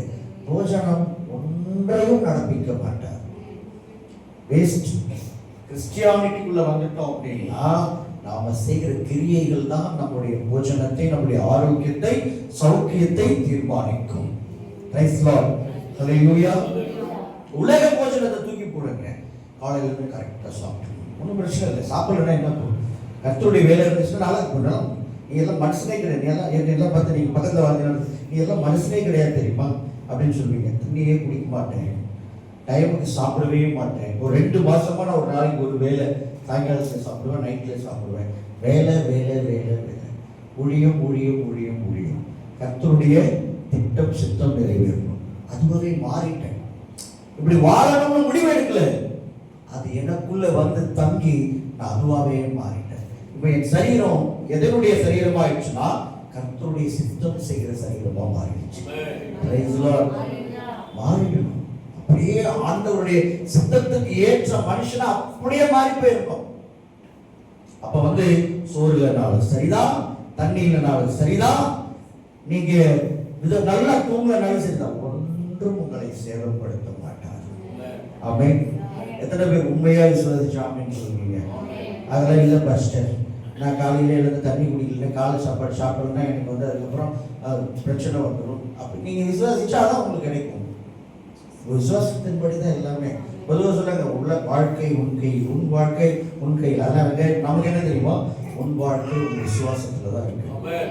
எப்படி விசுவாசிக்கிறியோ? நான் ஃபர்ஸ்டே ஒரு விஷயத்துல தொடங்கினேன். நாம் ஆண்டவரை எப்படி பார்க்கிறோமோ அவர் அப்படியே நமக்கு தென்படுவார். ஆண்டவரே உங்களுக்காக நிற்கிறேன். சரியா டைமுக்கு தூங்க முடியல, சரியா சாப்பிட முடியல, தண்ணி குடிக்க முடியல, ஆனா ஒண்ணு, உங்களுக்காக தான் இதெல்லாம் நான் தியாகம் பண்றேன். எனக்கு எதுவும் ஆகிடவே கூடாது, அது உங்க பொறுப்பு, பார்த்துங்க அப்படின்னு விட்டு வேலையை பார்த்து போயிட்டே இருக்கணும். அல்லேலூயா. மீதி எல்லாம் பரலோகம் பார்த்துக்கும். ராஜாவினுடைய போஜனத்தையும் திராட்சை ரசத்தையும் ருசித்தவர்களை பார்க்க வெறும் பருப்பு, தண்ணி, கயிறு, இது மூணையும் சாப்பிட்டவன் இதை சாப்பிட்டு யாரும் புஷ்டியா இருக்கு குடிப்பா? எப்படி இருக்கும்? பிராமின் அங்கிள் மாதிரி இருக்கும், சாஃப்டா இருக்கும் இல்ல? ஆனா இவங்க எப்படி இருந்தாங்களா? மகா முகக்கலையோடும் சரீர புஷ்டியோடும் இருந்தாங்களாம். 10 நாளா மான்கறி, மீன் கறி, சிக்கன் கறி, மட்டன் கறி எல்லா கறியும் சாப்பிட்டு ராத்திரி பகல் திராட்சை ரசம் குடிச்சிருந்தா எப்படி இருப்பாங்களோ அதை விட பெற்றா இருந்தாங்களாம். யாரு? தானியேல், சாத்ராக், மேஷாக், ஆபேத்நேகோ. ஆனா ராஜாவுடைய போஜனம் பயங்கரமான சாப்பாடு. அதை சாப்பிட்டவன் இவங்களை விட முகக்கலை இல்லாம இருக்கிறாங்க. அப்ப இங்க வின் பண்ணது எது? சாப்பாடா? இல்ல ராஜாவின் போஜனத்தினால் என்னை தீட்டுப்படுத்திக்க மாட்டேன் என்ற பரிசுத்த வைராக்கியமா. எது ஜெயிச்சது? அப்ப அழகு வேணும்னா காஸ்மெட்டிக்ஸா? நான் இந்த டயட் எடுத்துக்கிறேன். ஆக்சுவலி காலையில இருந்துன்னா வந்து ஃப்ரூட் சாலட் சாப்பிடுவேன், சாயங்காலம் ஆச்சுன்னா நான் வெஜிடபிள் சாலட் சாப்பிடுவேன், அதுக்கப்புறம் நான் வந்து ஜிம்முக்கு போயிட்டு எக்ஸசைஸ் பண்ணுவேன். இப்போ நான் ஒரு ஒர்க் அவுட்ஸு உடம்பு சரியில்லை அப்படின்னா அவங்க டாக்டர் சொல்றாரு அதை செய்யுங்க. நான் அதெல்லாம் வரல, எல்லாத்தையும் ஒரே இதில் அடைக்கக்கூடாது.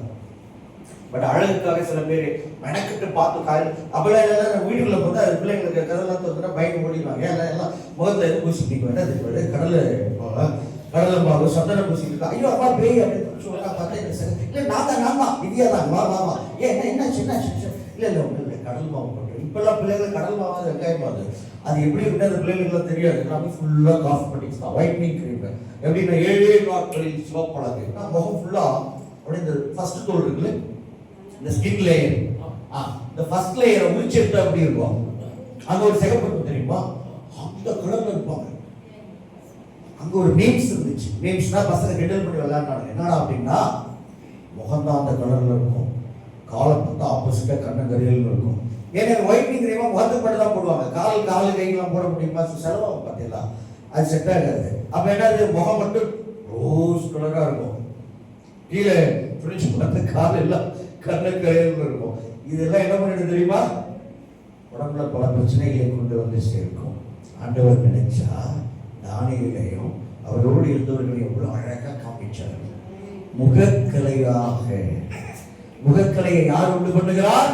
கர்த்தர் உண்டு பண்ணுகிறார்.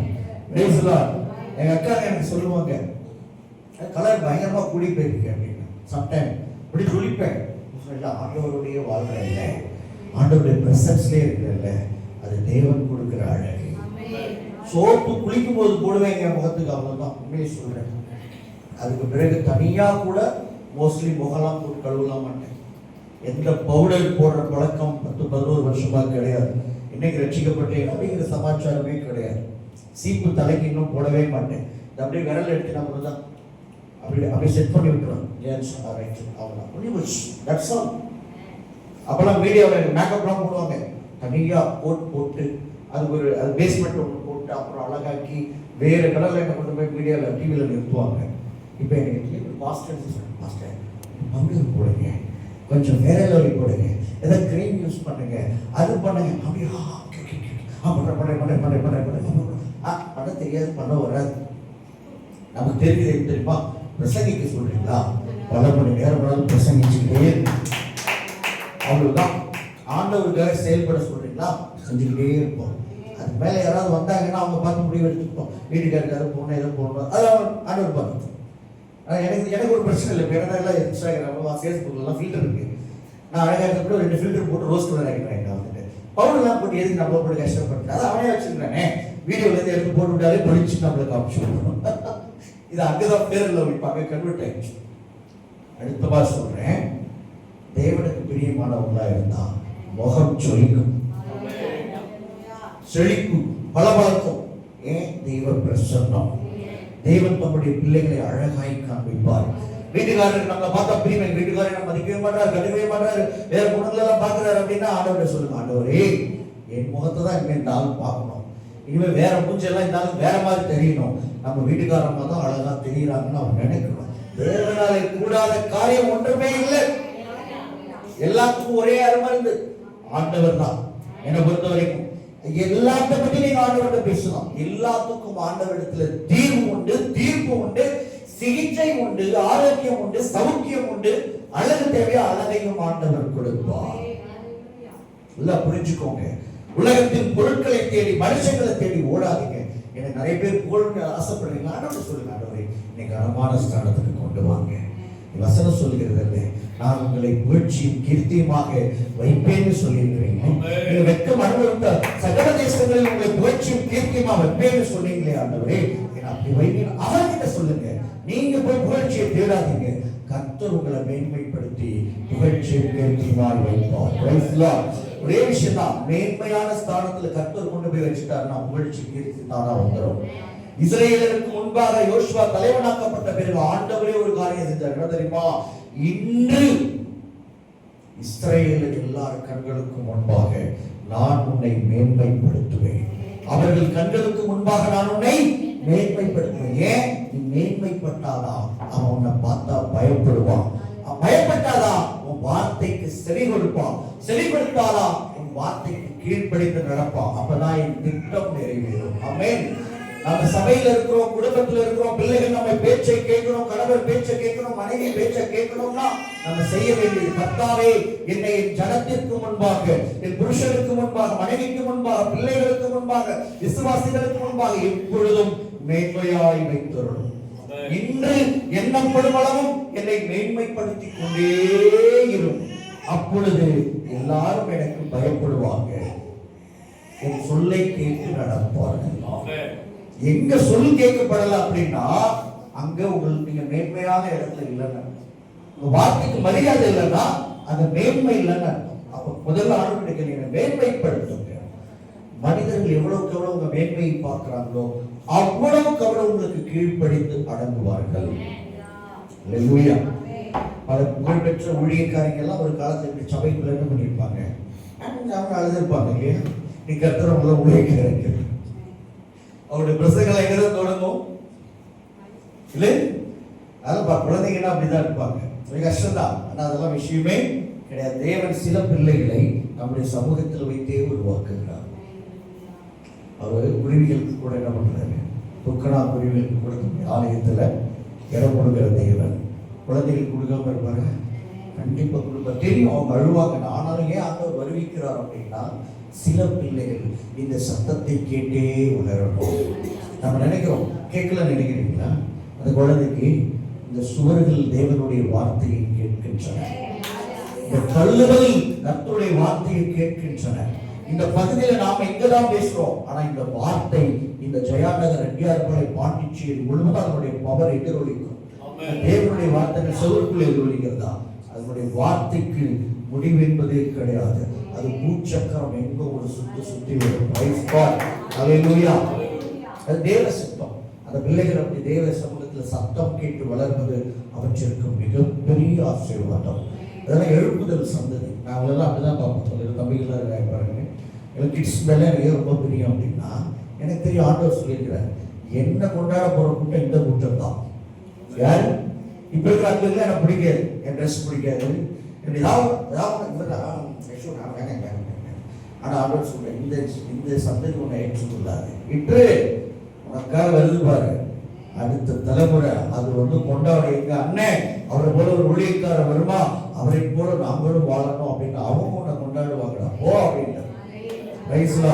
அதனால இவங்கெல்லாம் பார்த்தா எனக்கு ஒரு ஆர்வம் வந்துடும். ஏன்னா இதெல்லாம் எழுப்புதல் சந்ததி.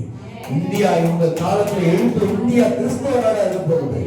அதை நான் பார்க்க முன்னின்று நடத்த போறது நான் தான். எனக்கு உறுதுணையாய் நிற்க போறதெல்லாம் இந்த தம்பிங்க, இந்த பிள்ளைங்க தான் நிற்க போறாங்க. இல்ல கமாண்டர்ஸ் ஒவ்வொருத்தரும். ஸோ விசாலமா சிந்திக்கிறேன்னா மனுஷன் விசாலமா சிந்திக்கிறேன்னா சிந்திக்கல. விசாலத்தை கர்த்தர் எனக்குள்ள உண்டாக்கினார். புரியுதுங்களா? விசாலத்திலே சிந்தனையை நடத்துகிறார் சொல்லுங்க. குறுகலான சிந்தனையை விட்டுருங்க. ஏன் ஊரு, என் குடும்பம், என்னுடைய நான் அப்படி கிடையாது. ஒட்டுமொத்த உலகமும் பாண்டிச்சேரி தான். அப்படிதான் சிந்திக்கணும். எல்லா சபையோரும் என் குடும்பத்தார் தான். எனக்கு அப்படித்தான். எனக்கு எங்க வீட்டார் கூட போட்டோ எடுத்துக்கிறத விட சபையில் இருக்கிற பாஸ்டர்கள் கூட சகோதரர்கள் கூட போட்டோ எடுக்கணும்னா முகத்துல 1000 வாட்ஸ் பல்பு இருக்கும். ஏன்னா மனசுல அவங்க சந்தோஷம். நான் சினிமாக்காரன் கூட எல்லாம் நிறைய போட்டோ எடுத்துருக்கிறேன். அதெல்லாம் எனக்கு சந்தோஷம் இல்லை. எனக்கு அநேகரை ஆதாயப்படுத்திக் கொள்கிறவர்கள் நீதிமான்கள் கர்த்தருடைய ராஜ்யத்துல நட்சத்திரங்களை போல பிரகாசிப்பார்கள். ஸ்டார்ஸ். நம்மளாம் யாரு? ஸ்டார்ஸ். ஜீசஸ் உடைய ஸ்டார்ஸ். நம்ம நட்சத்திரங்கள் பிரகாசிக்கணும். அவங்களெல்லாம் ரொம்ப பெருசா பாக்குறேன். ஆனா நீங்க உங்களெல்லாம் எப்படி பாக்குறீங்கன்னா ரொம்ப சாதாரணமா பாக்குறீங்க. தூக்கி போடுங்க எல்லாத்தையும். இறங்கி களத்துல இறங்கி கர்த்தருக்காக கலக்கணும் உலகத்தை. ஆமா, தனிப்பட்ட வாழ்க்கைய பிரச்சனைகளை பார்க்க ஆரம்பிச்சீங்கன்னா ஒருபோதும் கர்த்தருக்காக சாதிக்கவே முடியாது. ஆண்டவருக்காக சாதிச்சவன் எல்லாம் பிரச்சனையில பாடுகள் இருந்தவன் சாதிச்சான். நல்ல வீடு, நல்ல வாழ்க்கை, நல்ல பொண்டாட்டி, நல்ல புருஷன் எல்லாமே பெர்ஃபெக்ட்டா இருந்தவன் கர்த்தருக்கு சாதிச்சானான்னு பாத்தீங்கன்னா இல்ல. அப்படி உலக சரித்திரம், அப்படி சபையின் சரித்திரம் அப்படி இல்லை. எவனுக்கு பல பாடுகள் இருந்துச்சோ, எவ்வளவு கஷ்டத்துல இவெல்லாம் நிப்பானா, உயிரோட இருப்பானான்னு நினைச்சவன் தான் கர்த்தருக்காக பெரிய காரியங்களை செய்தான். தனிப்பட்ட பிரச்சனையெல்லாம் பேசவே கூடாது. அதெல்லாம் முதுகுக்கு பின்னால் அதை தூக்கி போட்டு போயிட்டே இருக்கும். ரொம்ப அந்த குடும்ப பிரச்சனை, அந்த பிரச்சனை, இந்த பிரச்சனை, இதெல்லாம் சிந்திக்கிறதுக்கு இந்த வாழ்க்கை ஒரு 80 வருஷம் 70 வருஷம் வாழ போறோம். நாளைக்கு ஆண்டவர் வந்து எடுத்துட்டு போய் என்ன பண்ணுவீங்க? என்ன செஞ்சு வச்சிருக்கீங்க கர்த்தருக்காக? சொல்லுங்க. என்னென்ன கிரியை இருக்கு உங்ககிட்ட? லிஸ்ட் போட முடியுமா? ஆண்டவருடைய வருகை தாமதிக்குது ஏதோ கொஞ்சம், அதனால நம்ம லைஃப் விட்டு போயிட்டு இருக்கு. இன்னும் ஒரு 5 வருஷத்துல வந்துட்டா என்ன பண்ணுவீங்க? இன்னும் 1 வருஷத்துல வந்துட்டா என்ன பண்ணுவீங்க? 1 மாசம் வந்தா என்ன பண்ணுவீங்க? ஸோ நீங்க முடிவு பண்ணணும். நீங்க என்ன பண்ணணும்? முடிவு பண்ணணும். இனி வாழ்கிற ஒவ்வொரு நாளும் பரலோகத்தில் என் பேர் சொல்லும் நாளாக இருக்கும். கொர்நேலியு செய்த ஜெபங்களும் தான தர்மங்களும் தேவனுடைய சந்நிதியில் நினைப்பூட்டுதலாக வந்து எட்டினதா. அந்த ஜெபம் அவனுடைய பேரை சொல்லிச்சு, அந்த தர்மம் அவனுடைய பேரை சொல்லிச்சு. இனிமே நீங்க செய்ய போற தர்மம், நீங்க செய்ய போற ஜெபம், நீங்க செய்ய போற ஊழியம், நீங்க செய்ய போற பிரசங்கம், நீங்க காண்பிக்க போற வைராக்கியம் உங்க பேரை தினந்தோறும் பரலோகத்துல சொல்லணும். பூமியில நம்ம பேரை சொல்றாங்களோ சொல்லலையோ, அதுல பல உள்குத்து இருக்கும், நிறைய வெளி குத்து இருக்கும், அப்புறம் நடுவில் ஒரு குத்து இருக்கும். அந்த எந்த குத்தும் நமக்கு தேவையே இல்லை. ஆண்டவர் எந்த உள்குத்தும் இல்லாத உன்னதமான தேவர். ஆண்டவர் பேர் உன்னதமானவர். அல்லேலூயா. நீங்கெல்லாம் யார் தெரியுமா? இன்னதமானவர்கள். இவங்க இருந்து நீங்க எதையுமே எதிர்பார்க்காதீங்க. ப்ளீஸ் ப்ளீஸ் ப்ளீஸ் ப்ளீஸ் தயவுசெய்து எந்த கிரீடத்தையும் உங்க இருந்து நீங்க எதிர்பார்க்கவே பார்க்காது. உங்களுக்கு பாஸ்டர் பட்டம் கொடுக்குறாங்களா, ரெவரண்ட் கொடுக்குறாங்களா, டாக்டர் கொடுக்குறாங்களா, அதெல்லாம் யாராவது எடுத்து போட்டோம். நமக்கு எதுக்கு அதெல்லாம்? நாம அந்த டாக்டர் பட்டமும் வேணாம், ரெவரண்ட் வேணாம். கர்த்தர் சொல்லணும், இவன் என்னுடைய உண்மை உள்ள ஊழியக்காரன். அந்த வார்த்தை அதுக்கு ஈடாகுமா? ஒட்டுமொத்த உலகமே புகழ்ந்தால் அதுக்கு ஈடாகுமா? அதனால அதை நோக்கி ஓடுங்க. தெரிந்து கொள்ளப்பட்ட சந்ததி. எனக்கு தெரியும், ஆவியில் சொல்றேன், ஒவ்வொருத்தரும் வயசு அதிகமா இருக்கலாம், கம்மியா இருக்கலாம், சின்ன பசங்களோ பெரிய பசங்களோ, இட்ஸ் நாட் மேட்டர். யோகிதா 110 வயசுல ஆண்டவருக்காக பெரிய காரியம் பண்ணாரா இல்லையா? ஆபிரகாம் 100 வயசுக்கு மேலதான் பிரகாசிச்சார் பயங்கரமா. இல்ல, வயசுல ஒரு மேட்டரே கிடையாது விசுவாசிக்கிறவங்களுக்கு. ஆமென். விசுவாசியாதவங்களுக்கு 10 வயசுல இருந்தாலும் இல்ல 20 வயசு இருந்தாலும் பிரயோஜனமே கிடையாது. விசுவாசம் தான் நம்முடைய வயசை இளமையை தீர்மானிக்கும். மனசுல வச்சுக்கோங்க, ஆண்டவருக்காக இனிமேல சாதிக்க உங்களுக்கு ஆண்டவர் வாய்ப்பு வச்சிருக்கிறார். இப்ப கேட்டீங்கன்னா ஆண்டவர் எக்ஸ்ட்ரா 15 20 வருஷம் 30 வருஷம் கொடுக்க ரெடியா இருக்கிறார். கர்த்தருடைய வருகை தாமதிக்க மாட்டார். நீங்க கேட்டா கொடுக்குற ஆண்டவரே, இனிமே ஒரு உன்னதமான வாழ்க்கை உங்களுக்கு நான் வாழ விரும்புறேன்.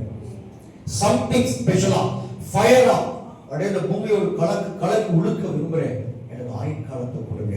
இதுவரைக்கும் வெயில் அடிச்சுட்டேன், எனக்கு நிறைய டைம் கொடுங்க ஆண்டவரே. ஒரு சூப்பரான ஒரு லைஃப் உங்களுக்காக வாழ்ந்துட்டு உங்கள் இடத்துல வரேன்னு கேளுங்க. கர்த்தர் நிச்சயம் தருவார்.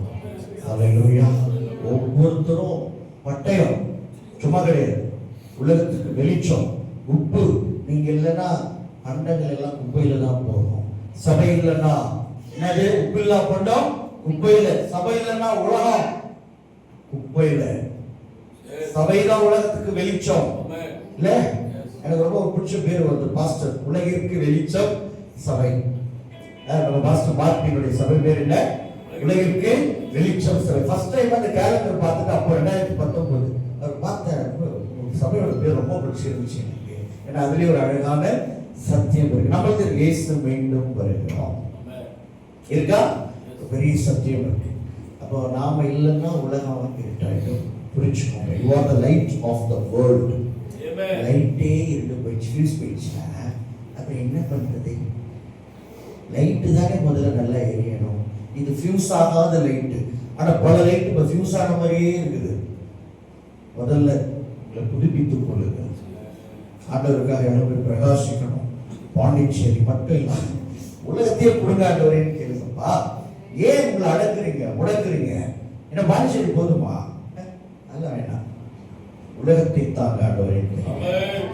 ஆண்டவர் நினைச்ச இந்த ஆன்லைன் வேர்ல்டுல எந்த தேசத்திலும் உங்களுக்கு ஆத்மாக்களை, எந்த தேசத்துல உங்களை பயன்படுத்த முடியும். எனக்கு சிங்கள மொழியே தெரியாது, ஒரு வார்த்தை தெரியாது. ஆனா சிங்களர்கள் மத்தியில போய் ஸ்ரீலங்கால ஊழியம் பண்ணிட்டு வந்துட்டேன். தேவனாலே கூடாத காரியம் ஒன்றுமே கிடையாது. மொழியில ஒரு மேட்டரே கிடையாது. விசுவாசிச்சு கர்த்தர் சொன்னாரு, கீழ்ப்படிச்சு அதன்படியெல்லாம் நடந்து ரிஸ்கா தான் இருந்துச்சு. சில இடத்துல திகிலாவே இருந்துச்சு, பயமா இருக்கு. ஆவியானவருடைய சத்தம் எல்லாவற்றிலும் என்னை நடத்தி ஜெயமாய் அந்த ஊழியத்தை முடிக்க வைத்தது.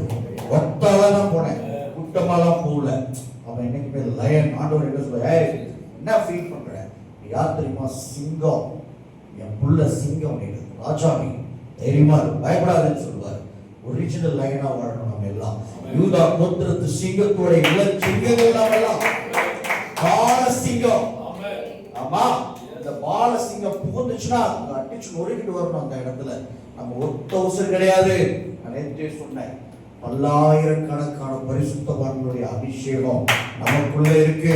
இந்த ஒத்த உசுரை வாங்கணும்னா பல உசுறு தொட வேணும். பரிசுத்தவான்கள் எல்லாம் உங்களுக்கு துணையா நிற்கிறாங்க. ஆமென். ஆவியானவர் உங்களுக்காக வைராக்கிய வாஞ்சியாய் வேண்டுதல் செய்கிறார். ஆவியானவரே உங்களுக்காக ஜெபிக்கிறார்னா நீங்க எல்லாம் எவ்வளோ பெரிய ஆளு இல்லை? நம்ம ரொம்ப சாதாரணமா நினைக்கிறோம். இயேசு கிறிஸ்துவே பிதா பக்கத்துல உட்கார்ந்து உங்களுக்காக பரிந்து பேசுறாருன்னா நீங்க எவ்வளவு பெரிய ஆளு இல்லை? யோசிச்சு பாருங்க. பிதா கிட்ட மாறனும் பேசுறாரு, ஆவியானவரும் பேசுறாரு இல்ல? அப்ப நாம எவ்வளவு பெரிய ஆட்கள். சும்மா ஜீன்ஸ் பேண்ட் போட்டு ஷர்ட் பேண்ட் புடவை கட்டிட்டு சுடி போட்டுக்கிட்டு அப்படி சுத்திட்டு இருக்கோம். அதனால நாமும் உலகமும் ஒன்று இல்லை. நீங்க உலகத்தை ஜெயித்ததாக வரலாறு இருக்கணுமே உலக. உலகம் உங்களை ஜெயிச்சதா வரலாறு இருக்கக்கூடாது. Definitely this sermon is a life changing sermon and life transforming sermon. உங்கள் மனதை புதிதாக்குகிற உங்களை இதுதான் ஆசைப்பட்டேன்.